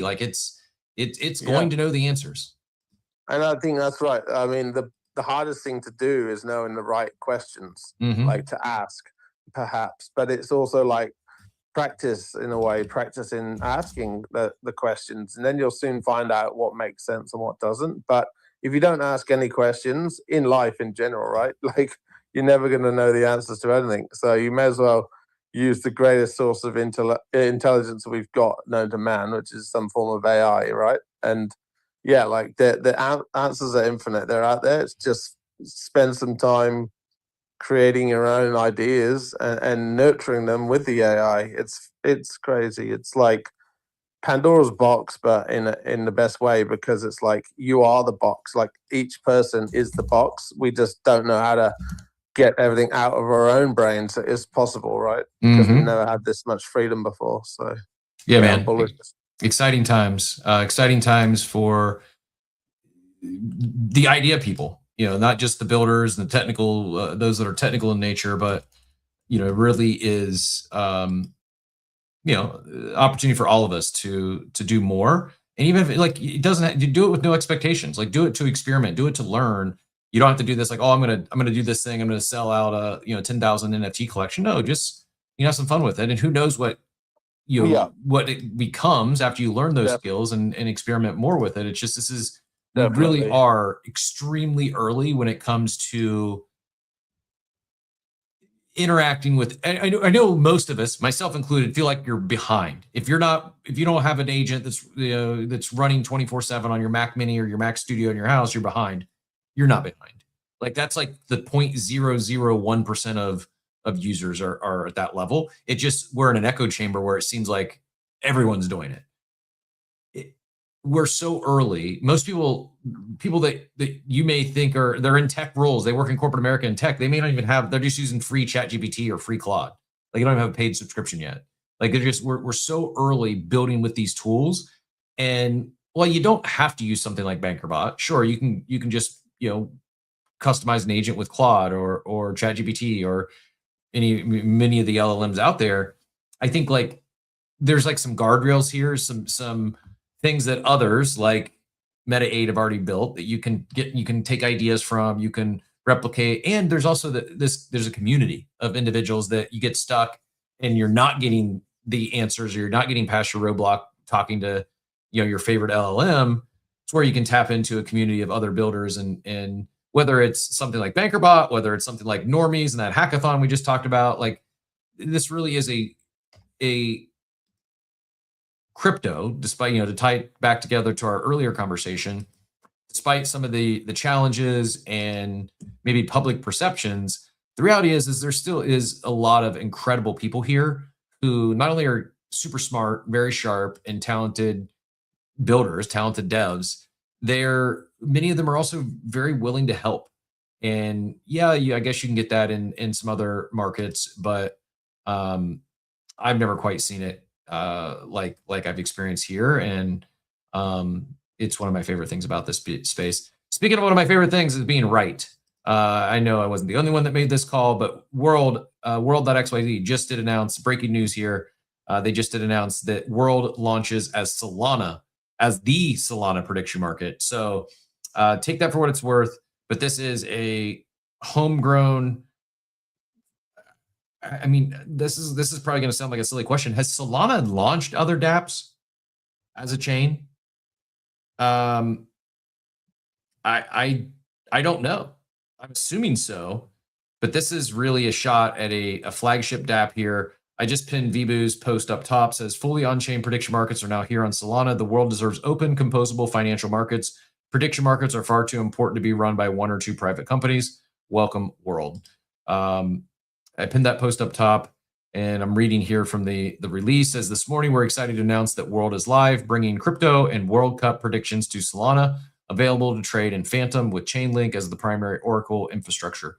Mysterious Solana project World unveiled as a fully on-chain prediction market. The platform is now live within Phantom. I agree to Vibhu's point that it's way too big of an industry to just be two right now.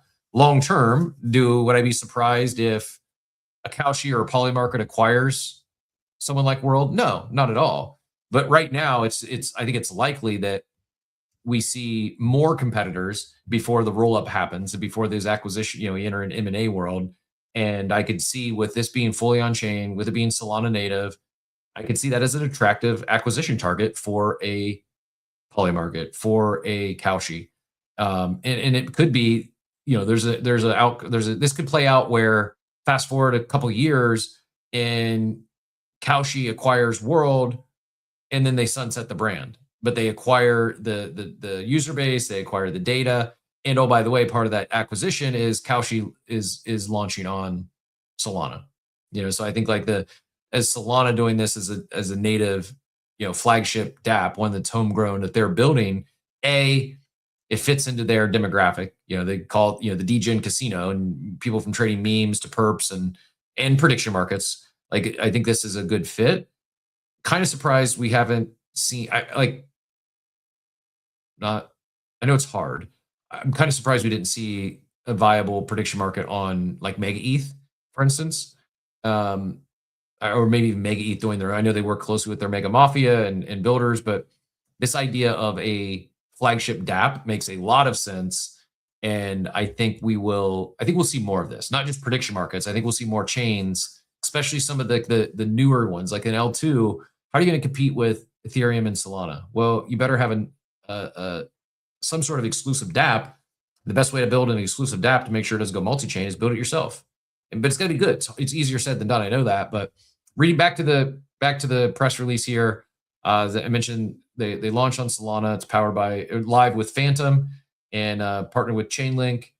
It opens up crypto prices in the 2026 FIFA Men's World Cup, giving anyone with a Solana wallet the ability to predict outcomes on events that matter most. From Bitcoin's next move to who lifts the trophy, most prediction markets have historically relied on centralized infrastructure, requiring users to move funds off-chain, trust opaque systems, and navigate friction at every step. World eliminates that. Every market, every position, every settlement happens on-chain. Users interact with real Solana liquidity, not a custodial wrapper. Funds never leave their wallets until they choose to participate in a market. The result is a prediction market that operates with transparency and finality of the blockchain itself. At launch, World offers markets on crypto prices, including short duration Bitcoin up and down markets and international football, with the 2026 FIFA Men's World Cup providing the first major real world event slate. Well done. I think this is not to be critical, not to make it PvP. I think this was a miss from HIP4, from Hyperliquid's their prediction market play is, and maybe it's changed. I haven't checked it because they lost my interest. Every time I went, it was the only thing you could bet on was Bitcoin price up or down. It's like, well, if I want to do that, I'll just buy spot Bitcoin or sell it or open a long or a short. I don't need Bitcoin to the minute prediction markets. It just doesn't interest me at all, really. And I saw a lot of them. Wasn't just Hyperliquid, but Hyperliquid, Kalshi turned on their crypto prediction markets. It's like I think you need more than just Bitcoin price up or down. I am checking now. Hyperliquid does have World Cup markets now. You can bet on who's the World Cup champion. You can also bet on today's games. So for instance, there's $83,000 of volume on England versus Congo today. On the World Cup champion, there's $345,000. Oh, it's 24-hour volume. So that's not nothing. I mean, pales in comparison to the big, the giants, but I do think this is something that probably makes sense for not only Hyperliquid, Solana, but I can see others learning into this as well. Will McComb, who is product manager money movement at Phantom, said prediction markets thrive on near instant low cost settlement, and that's what Cash enables for the world. Or for World. We're excited to see prediction markets grow in Solana, bringing dynamic markets to millions of users fully on chain. Phantom integration is the first of multiple front end distribution partners World is activating across both traditional fintech and crypto ecosystems throughout July. On the back end, as we mentioned, they partnered with Chainlink to overcome legacy prediction market Oracle solutions, which create slow human-controlled resolutions and uncertain outcomes via Chainlink data streams in the Chainlink runtime environment. World gains high-speed data and can deliver immediate resolution to power its advanced Solana native markets. I'm not sure how I feel about the name World. I don't know. I know they just paid bought this premium world.xyz domain. It is still, I think I already put in my email, but I'll do that again. The website's still coming soon. So right now, while it's live, you can trade just in Phantom Market. World.xyz, it's just you basically can drop your email to get on the wait list. I don't know. Do you like the name World? Is that good for prediction market? Hyperliquids did change a while ago. Yeah, change it. It just still is kind of light. Like it's like the other markets. You got World Cup markets. You got Bitcoin. The price of Bitcoin tomorrow at 2 a.m. And then Sol price at 2 a.m. Hype price at 2 a.m. ETH price at 2 a.m. Like that stuff is like, I don't need a prediction market for the price of tokens. It's me. The only other thing, so it's World Cup, it's crypto prices, and then the two economics categories are June CPI year over year and July Fed funds decision. Those combined have basically $300 of 24-hour volume. There's $276 total is 24-hour volume on the July Fed's Fed fund decision, and on June CPI year over year is $35 of 24-hour volume. So the markets just aren't there. I think this was a challenge for like Myriad markets and many of the other startups is they just don't have many markets to choose from. And then when they do, liquidity is kind of light. It's where I think Hyperliquid and Solana can win over some of these other startups like a Myriad, no offense to Broken Team. But there's just a lot more liquidity on Solana, on Hyperliquid. There's a lot more capital there that Myriad and any other startups, like they gotta acquire those users somehow. They gotta acquire that capital. They gotta get that liquidity, and that is liquidity probably is the biggest barrier of entry or challenge for a startup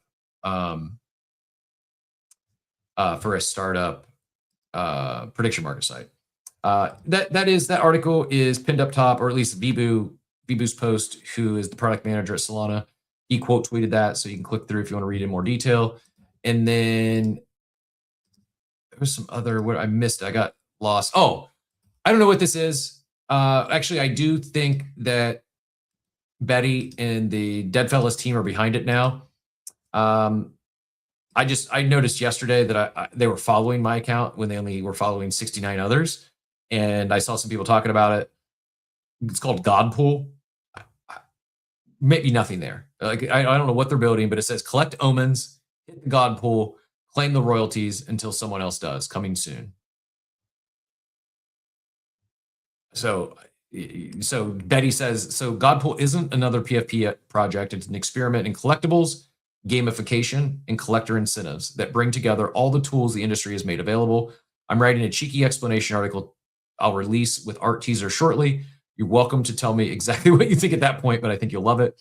Free for Deadfellas, nice and accessible for everyone else. Exploring different dynamics between project and collector for a bit of fun. If you're into that based off little information I've given you, follow the account. Let me know you'd like your community to get some mint spots and hold on to your butts. Hey, Betty. Interest is peaked. Oof. You saw me phonetically. This is why I struggle with words. You saw me try to talk through pronouncing peak or spelling peaked there. Would love some spots for our coffee with Captain community. Doing my part in real time, so I don't forget. I will say this. I don't know what Godpool is. I mean, I gave you the description there.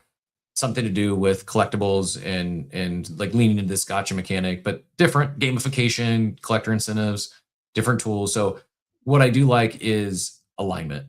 I'm going to continue to beat that alignment drum. Are they doing something else? Are they experimenting on chain? Yes. Does it tie directly into Deadfellas? No. It's a new project, a new game, new something. It's not a PFP project. It's not directly related to Deadfellas. But as builders in the space, when they ship something new, reward your supporters, reward your collectors, reward your community. This thing might cost $1. So people are like, oh, I got a free $1 for holding Deadfellas. I'm not saying go buy a Deadfellas because you get access to the God pool, whatever that is. I'm just saying this is kind of simple, low-hanging fruit, what I believe should be table stakes. If you have an NFT PFP collection, and you launch something else, find a way to show alignment to those existing supporters.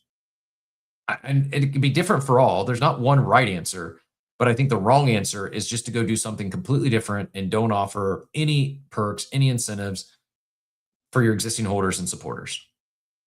Please don't take this out of context. This is not tying back to the Sapphire drop and not having any holder incentives for VeeFriends. They've done that many times. VeeFriends has shown alignment and supported their holder base as good or better than most others in the space. So this is not a shot at the bow at VeeFriends at all. They're actually doing the thing, and it doesn't have to be every time, but it should become, I think, a part of go-to-market strategy for any of these NFT brands. Whether it's a merch drop, congratulations to Yuga, by the way, for quickly selling out the Anchor collection yesterday. There was a shirt and a bucket hat that went pretty quickly. I didn't even attempt. The shirt wasn't like my vibe, and I'm not a bucket hat kind of person. So I did not. It's one of the things too. It's not that, like, in the past, I might have bought one just to support, but knowing it was a limited launch, I didn't want to get someone upset with me because let me hide the pool. By the way, Vibes is 1, Pokemon 2, One Piece 3, Magic 4. What TCG should I play? I didn't want to get someone upset with me for buying, a $40, $50 hat that I'm not going to wear because it's not my style, and just show it off in my background. Limited stuff. If I don't want it for myself, I'm not, like, I felt like my better way to support the community is to opt out and get those who really want it an opportunity to buy it at Mint, and they want to play retail. I spelled peaked wrong. That's why I stumbled, Payne, because it's actually spelled peaked. Piqued. That's what that was my issue. Not certified, so I can only DM your account. What should I do? DM me, Jay. I will. I'll get with you after the show here. I'll put you at the top of the list, and we're close to 10 o'clock, so I won't forget. And same Absolute Zero. Just DM if you can't DM the Coffee with Captain account. DM my personal account. I'll keep eyes on it here today. We'll get you all squared away.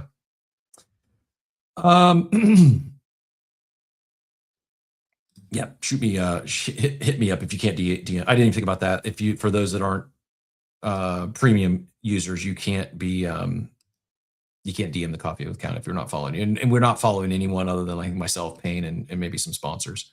And Betty already got back, said you've been so welcoming to me always. Of course, would love to sort you some. We'll reach out when we start putting our allow list together. Awesome. Cool. Well, we got some God Pool allow list. We got some God Pool allow list secured. No idea what it is, but hopefully it's fun, if not a cook for all those who choose to participate.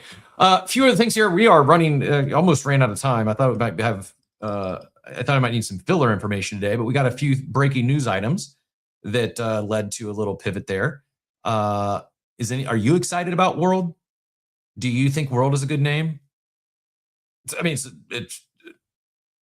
I'm as a prediction market, I'm not sure. It's not clicked for me yet. I'm undecided, but it's not click. Oh, that's brilliant for a brand for prediction market. I'm not sure. I don't know how I feel about this, just specifically the brand. I'm curious if any of you have hard feelings or feel one way or the other about this. Let us know. So here's what we're gonna do. We're gonna do a quick market update. I see Souls are coming up on stage as well.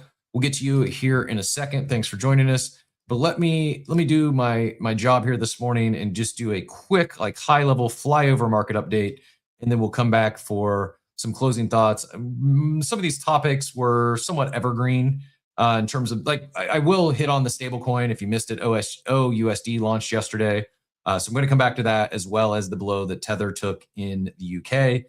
I know stablecoins aren't the most exciting thing in the world. We could probably spend some more time on it today, because I do believe it is a really big deal, the OUSD that is, but it's just not the most exciting thing to talk about for y'all. So quick market update, and then we will round out the conversation today with OUSD and the European blow that Tether just got served. Coffee brewing.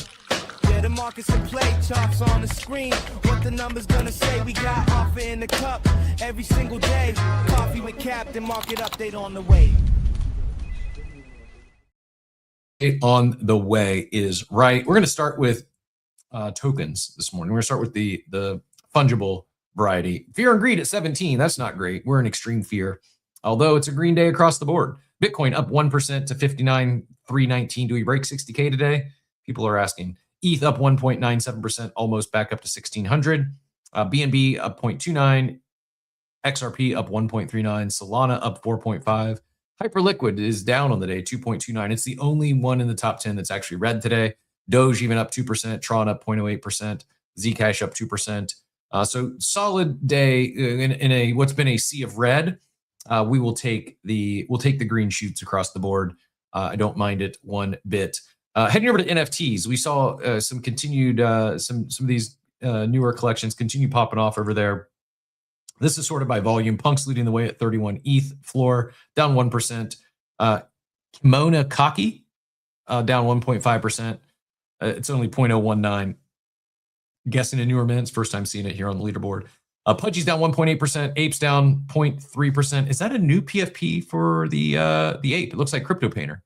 Looks like Crypto Painter's PFP. I think that's new on OpenSea. I don't remember seeing it. Maybe I'm just completely mistaken, but if anyone knows, is that a new image for? That was weird. You all see that? Heard me talking about it, and they pulled it down. Oh, they are experiencing issues. Our team is working on a fix. So Mutant's not even showing an image right now, nor is Little Pudgy's. Someone at OpenSea is listening in. They heard me talking about the wrong image. They're like using Crypto Painter's PFP for the OpenSea PFP, and they did not license that correctly, so they had to pull it down as I was talking about it in real time. Signalbound up 121%. It was a new free or close to free mint. 1,300 sales driving that volume. Racers, another newer mint, up 58% on the day. I kind of fell out of paying attention to Jack Butcher's mint. If anyone did get in that or wants to talk about it, by all means, we're more than welcome. I opted out of this one. Did not mint. Normies down 2%. Book games flat, but driving some volume. Non-playable character down 8%. Doodles pumping 2.8% on news of burnt toast, and Doodles shipping a candle that smells like burnt toast. That actually was a post. I don't know if it's a joke or not. Like, I think they might be shipping a candle that smells like burnt toast. I'm not certain, but at least the post was a real thing. That is our collab with the community member. What's that? They have a community member who makes candles. Yeah, toasty or toasted candles. Yeah. Is that with him? No, I don't think so. I did have. I'm looking for my box. I actually burnt the candle, used the candle. But yeah, it was like, not exaggerating. It was one of the better done community projects where they collaborated with the brand. Leaned into the IP. Like, it was the color palette was good. Like, Toasties, I don't know if they're still making toasty candles or not. I don't know if the burnt toast candles with them or not. It would be awesome if it was. I would be more likely to support. Otherwise, I'm probably not in the market for a candle that smells like burnt toast. But if it is from Toasties, I would I would probably be willing to grab one of those. I'm drawing a blank. Do you remember the community member who is behind Toasties? I don't know why I'm forgetting all my names this morning. Is it Deep? No, Deep Hanks? No. No, I'm not remembering. I'm sorry. That's okay. No, probably no one was expecting to get that question today. Yeah. What GM though? What brought you up? Feel free to take whichever direction you'd like. What? I mean, the world thing brought me up. Okay. What do you? As far as it's also been a long time since I've been up here, so I just thought I'd say hi. Yeah, man. Thanks for jumping up. What are your thoughts on World? Do you like the name? And more importantly, do you think this is a big deal? Really. What do you? I mean, I could be convinced either way. It's a great name. It's an okay name. It doesn't immediately hit for me. But what are your thoughts, more importantly, on Solana launching their own DApp and a very an industry that is the talk of the town this year? Thoughts on just Solana launching? Very Solana culture, very Solana-like.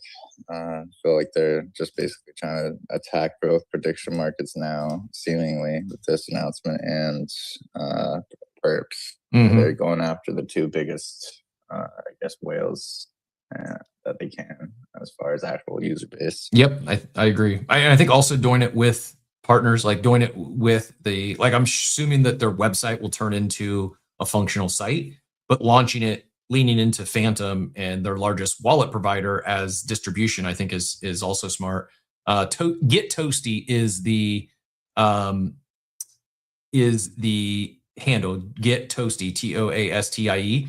I'm still not sure who the guy's name behind it is. I don't know, I'm drawing a blank, but show some old posts here. But yeah, it was a cool candle company. I hope they're behind the new one if that's the route they're going. But yeah, it was just good packaging, good, very, very on brand for Doodles. Go ahead, Drew. Drew, if you're still with us, I see a hand up. Feel free to get in here. Oh, didn't mean to do that. Oh, no worries. No worries. So yeah, we've got World that launched.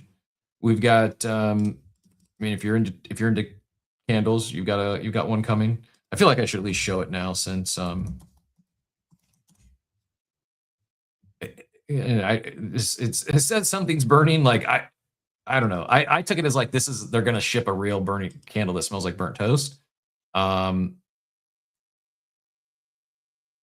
It doesn't. I don't see any reference of Get Toasty, but I would say like the design, it looks like burnt toast. So it's like I guess. Yeah, I think it's real. I think they're shipping this thing. I mean, people enjoy odd smells. Shouldn't be surprised that people might be into some toast, but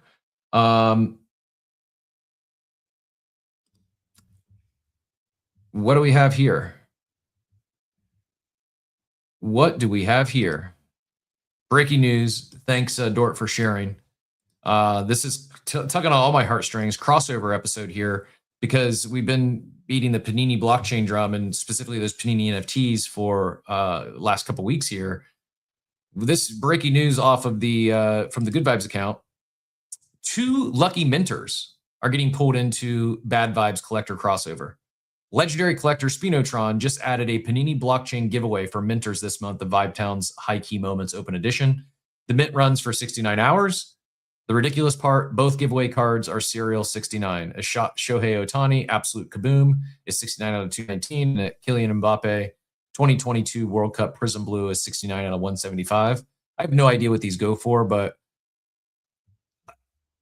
And I know some of you might think I'm cheesy, but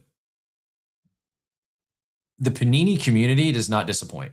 Like they're from supporting with information and answering questions to Spinotron isn't the only one. I mean, NFTs every day and Spino both have, I've seen them on board. A lot of people giving them free NFTs.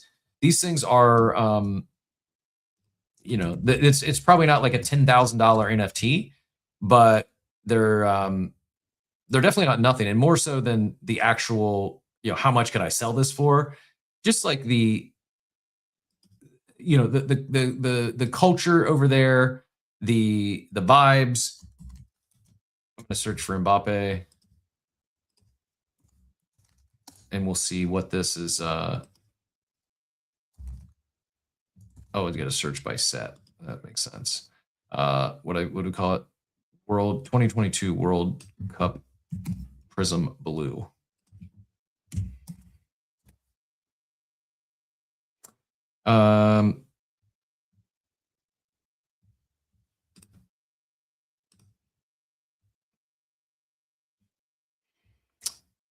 Of 28, floor price on the Mbappe that's only a supply of 25 is $5,000 floor price. The of 49 is a $2,000 floor price. And what do we say? That was up to 2 something.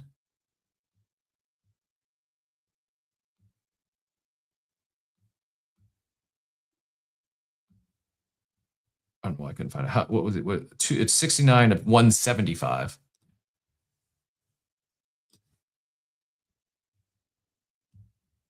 Can I ask a stupid question? Go for it. part of I think I was just talking about this in a group chat. Part of a lot of these crypto companies or digital companies or NFT companies. I think a lot of them obviously start in Web3 or crypto and then, get their core metrics up, which are great to do. And I think it's a fantastic idea. And whether they rebrand or not, cool. But like, if I was a normie and I'm sitting here just Googling, looking at stuff, Panini, World XYZ, like even some of the Kalshi, like World Cup commercials, I would have no idea what it is just based off the logo, the company name. Yeah. It wouldn't intrigue me to go find out. That's kind of where I am with World is it's not, then I'm not saying every brand name needs to be descriptive. I just, from the name, like this, again, Kalshi is not descriptive. I guess Polymarket is, but yeah, it may grow on me, but yeah, at first I'm not, I don't know. Doesn't do much. Even Panini, like Panini, it's a sandwich. I mean, right, exactly. But I guess with Panini's defense, they've been around for 5-6 decades, so more of a known. People know what it is than World, brand new domain, brand new brand. So both of those are nice. If you hit on one, you're probably going to want to hit that Shohei because top sale $18,500. The floor right now is $3,900 with a standing offer of $2,300. The Mbappe is floor as a $250, so it's again still be a nice hit. But yeah, this is a several. Just like the power of good people, and like Spino doesn't do that for every community. It's probably, I don't know. I'm guessing he's hit it off with Chris and Ty and the Good Vibes team. He likes the community. He's like, hey, let me sweeten the pot a little bit. I don't think he stands to gain anything by this, but driving attention to Good Vibes Club, driving attention to Panini. The guy's giving away over $4,000 of cards just because. So, I mean, if you were thinking about this, it's probably a good mint. Yeah, I could have just scrolled down. I could have saw the details there, but recent sales around $250. Recent sale $3,700 on that Shohei. Unbelievable. Again, you can mint this. I'll pin it up top once again in case you missed it. But pretty incredible to go mint something for 0.02 and have a chance to win a $4,000 Shohei Ohtani card because of another community member just decided to sweeten the pot is pretty exciting. It's open for 69 more hours, but right now there's like 100. You're competing against 100 other people for a $4,000 card. I'm not, a math wizard, but my math tells me that is very, very much so plus EV. And you get to collect, the World of Darkness. You get an NFT. Like, don't go mint it just because you got a 1 in 100 chance right now. More people are going to mint now that and also Dort. The other thing he's doing is protecting the Dort bottleneck. The Beacon of Light will remain the bottleneck because this is definitely going to mint more than the Beacon of Light did because of the juiced up pot here. But yeah, the Jay kind of agrees, says the world doesn't invoke an image of a prediction market. I agree. Panini is on OS, it is on OpenSea, but it's not all of the cards. My understanding is the only Panini's NFTs that you'll find on OpenSea are ones who bridged from Panini blockchain to Ethereum.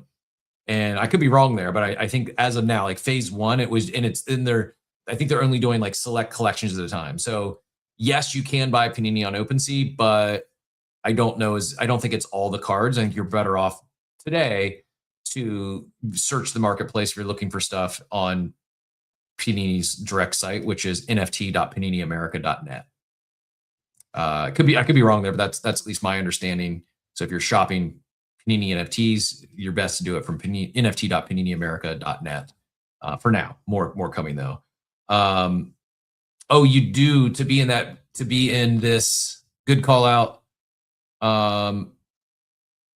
I did not see the rules here. Oh, yeah, here you go. To qualify, you got to mint the June Heike moment before the window closes. You must have a Panini blockchain account, and then you got to retweet or quote tweet this announcement to be considered. So not everyone's going to do that. So while right now there's only 103 of these minted, if half of them actually do the quote tweet, follow the directions, because like we were just talking about it, I missed the rules to qualify. You know, if half the people, because you do have to KYC to create a Panini account, not everyone will do that. You might be in a raffle here for a $4,000 Otani card with like 50 people. Again, don't go spend. You're still likely to lose. You got like 50 is great odds when it costs you 0.02 ETH to potentially win, you know, something that's $4,000, but it's still 2%, meaning 98% of the chance you're going to lose. And that's it. That's current numbers. If half the people that have minted participate, the number's probably going to go up. Like you're probably going to have less than a 1% chance to turn 0.02 into 4K. So don't mint it just because you think you're going to win a 4K Otani card. But if you like good vibes, if you like the art, if you like supporting the team, there's other stuff there, and you may get lucky, and you know you might hit that 2%. While it is not a great percentage, it actually is it's better odds than any 0.02 ETH you would put in a gotcha machine. No offense to BZ or anyone else in that in that world, but yeah, if you go buy if you go pull a gotcha machine or a random pack rip, it's basically like 0.02 is about $30. You know, so call it the $25 or even the $50 claw machine. You don't have 2% chance of hitting a $4,000 card. So yeah, the odds relative to 2% is not a great. You're 98% chance you're not going to hit it, but it's relative to the the gotcha machines and the other pools out there, pretty good odds to do that, especially if you like the team and. Yeah, you gotta follow Dort's account as well. 24 people have quote tweeted that. So, yeah, the base is not large. The owner of the Panini card can bridge to ETH and OpenSea if you want as well. So it's not just select collections. If you own the card, you can personally bridge some of those to open or to ETH, and they would appear on OpenSea. I think we're gonna hold on the stablecoin deep dive. I am going to pin it up top. OUSD, really big deal. I said when the news came out yesterday, it might have been live during the show. I think we flew over it, and I said I should go short circle, but it was already down. It was down 8% when I looked, and then ended up going down far more by the time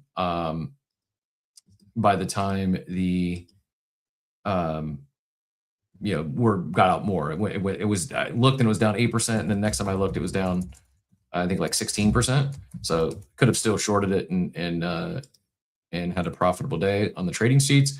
Bounced up a little bit. It's up 4%, but it's still down from where it was prior to the news. It's down 7% in the past 5 days, down 37% in the past month. So maybe people knew this was coming. Maybe that was priced in. That's wild. I didn't realize Circle was down 37% in the last month. And you can see yesterday when the news broke, it was around 75, and then dipped down and closed at 62, and back up a little bit this morning, back up a few percent this morning. But in addition, here's what I wanted to share. In addition to Circle, so 140 companies, major companies like MasterCard, Visa, Coinbase, who's a partner on USDC. They all partnered up to introduce a private stablecoin. They say it's a stablecoin built for the internet economy, designed by the businesses growing it. So big, massive collaboration here against major players. This is a quote from Zach Abrams, the CEO of Open Standard. Existing stablecoins have great strengths, but to use them at scale, businesses need something that's open, low cost, high throughput, broadly accessible, and aligned to their interests. We're thrilled to bring together over 140 businesses to launch OpenUSD. It's a stablecoin built for the internet economy, designed for the businesses growing it. Pretty impressive. And then, like, unrelated, but just so happened to be same day, at midnight, the MiCA or MiCA day zero, the MiCA transition period ended across all 27 European Union states. And the headline is I mean, it's a casualty for Tether. So Tether and Circle both dealt with this getting launched yesterday, and major players entering the competition. Just some of those. I'm not going to name all 140, but Visa, Stripe, MasterCard, American Express, Discover. It goes on and on and on. Western Union, PayPal, PayPay, excuse me. BlackRock, Standard Charter, just major brands in TradFi, Google, Samsung.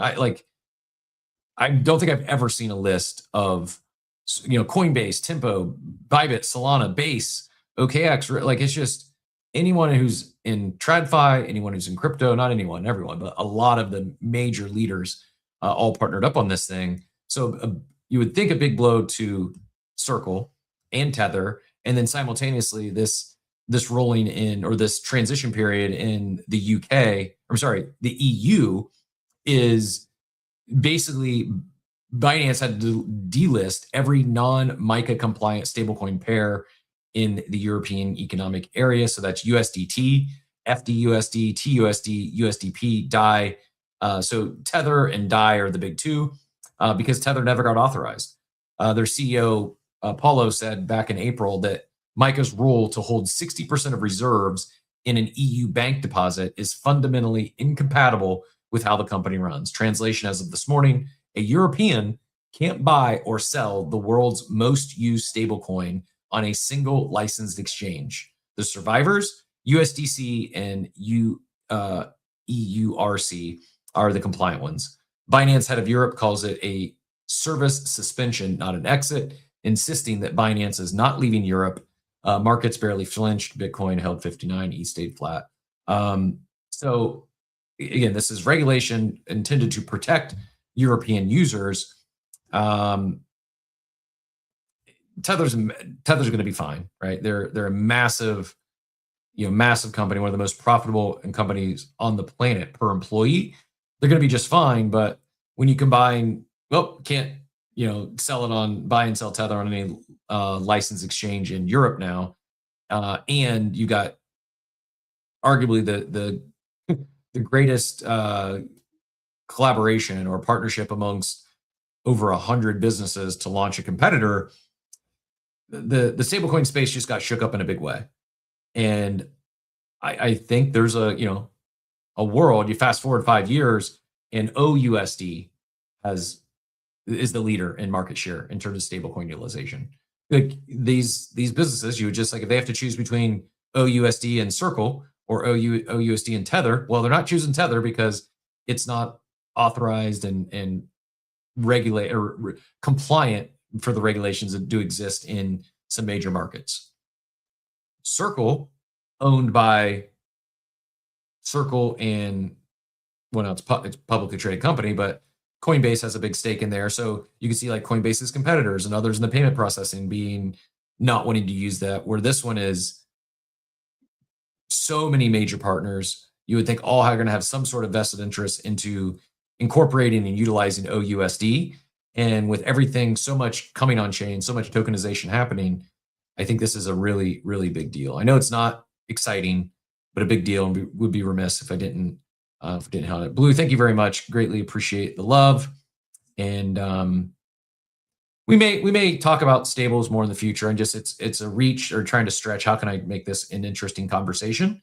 At least wanted to share the headlines, the news, my thoughts. And we also had not just Europe, but a California crypto licensing law goes live today, or went live at midnight as well.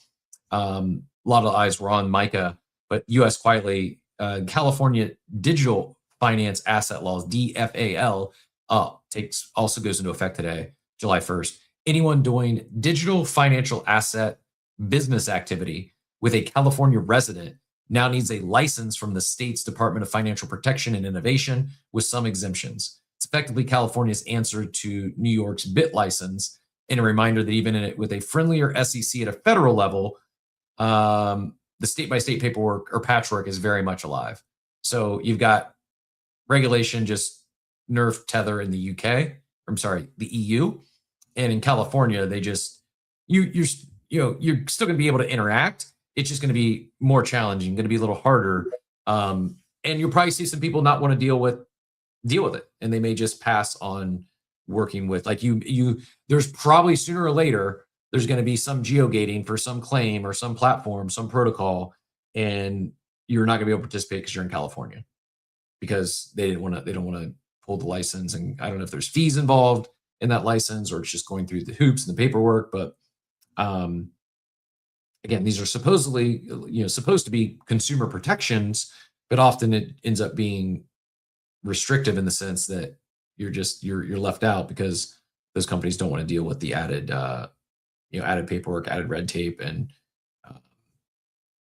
Genius Act ruling. It's supposed to land July 18th, but so Washington could I guess steamroll state laws like this DFAL, but it's as time goes further on, it seems less likely the Clarity Act passes this year, and therefore the different laws state by state are probably very much will be a going concern. Blue GM, welcome to the stage. Go ahead and take it whichever direction you'd like, and then we'll get everyone out of here. Yeah, GM, I was just gonna say on the Tether thing, it's something to watch because the US used Tether to freeze like 344 million USDT linked to Iran. So if they're able to use Tether to like recoup funds that they feel that they should be able to seize, I think that's something people should also pay attention to, especially when it comes to these stable coins. But it's just really interesting how the government is using the different companies, from Coinbase to Tether. And it's just really interesting how this is all gonna roll out. Yeah. Especially to like what you're talking about. Yeah, I am. I don't disagree. It is. I don't know. Back to Dort's question earlier this morning, like, is this administration been net positive or net negative for crypto at large? And I mean, from a price action standpoint, probably negative. But it's like I said it's probably too early to tell because I think some of this is still in flight. Did I expect some of it to be done already? I did. I understand things take time, and I'm also not a politician and going to pretend to know the intricacies and ins and outs. But I don't know. I think it's still going to be an interesting second half of the year, and I think midterms probably play a. Not that I think crypto. I don't think crypto is going to be the leading topic. I don't even think it'll be as big of a topic as it was during the last presidential election. I think AI and AI data centers, and I think that's probably more of the, like the linchpin topic that people either get behind or take a hard stance against, if I were to guess. But I also think that, there's a good chance it is still, a key platform, maybe not singular platform. I don't think you'll have like one party voters, but it's going to be. I'm not looking forward to political ads, but I guess we're entering that season. Brace yourselves from now through, in mid-November. Probably going to get fed a lot of it on the timeline, and I don't watch the news, but good, not enjoyable viewing for me. I just minted that World Darkness door, so I'm in. I will definitely enter the raffle, and good luck. I'm gonna hit that Shohei Ohtani moment. Boris, I see you're out there. We were talking a little bit of spoiled bananas best ball earlier, and I mentioned we need to get you guys on here in the future to talk about this upcoming season, that 100K guaranteed prize pool, 25K to first, and my favorite on-chain best ball, and it's not even close. That said, it's 10:23. We got to get you out of here. We'll be back tomorrow, as always, at 8 a.m. Eastern time. All those links of everything we talked about is pinned up top. Don't forget about smoothie.com for those of you that want to get a piece of your first tokenized domain. And that is live as we speak. And then I'm going to post the reminder again for tomorrow's show. If you've not yet hit that, it's all the way. There's one all the way to the right and now one all the way to the left. You can hit that reminder as I play out of here. I would appreciate it. And go US, go team US, US men's national team. Going to win, going to beat Bosnia tonight. And hopefully it's a clean sweep. We're rooting for We're rooting for US, England, the two favorites, and then I'm calling Senegal to upset Belgium. That's my upset pick of the day. I think Senegal maybe gets one past them early, and I've got a couple of actually a first goal scorer and a they're in my my 2 score goal today picks are some of the Senegal attack. I needed to look because I'll probably get a wrong name, but I got so I took Balogun from the US, Kane, and then Sadio Mane from Senegal to score a goal. And then I also took Pulisic and Balogun to both score a goal in the US to cover. And then Ismaila Sarr and Sadio Mane are the 2 we're rooting for to score for Senegal. In Senegal, the upset. They're the big I think England and US I feel pretty good about hitting. Senegal is the underdog that we need to upset to hit today's parlay. But good luck out there. Have some fun in the World Cup streets, whether you're on a prediction market or your traditional sports book or you're drafting some best ball drafts with me. If you need a best ball underdog ref link, hit me up. I would appreciate it. And we'll be back tomorrow. Thanks again for everyone who added to the conversation today, both on stage, in the chat, in the war room. I appreciate you all, and looking forward to doing it again tomorrow. Until then, have a wonderful, wonderful day, everyone.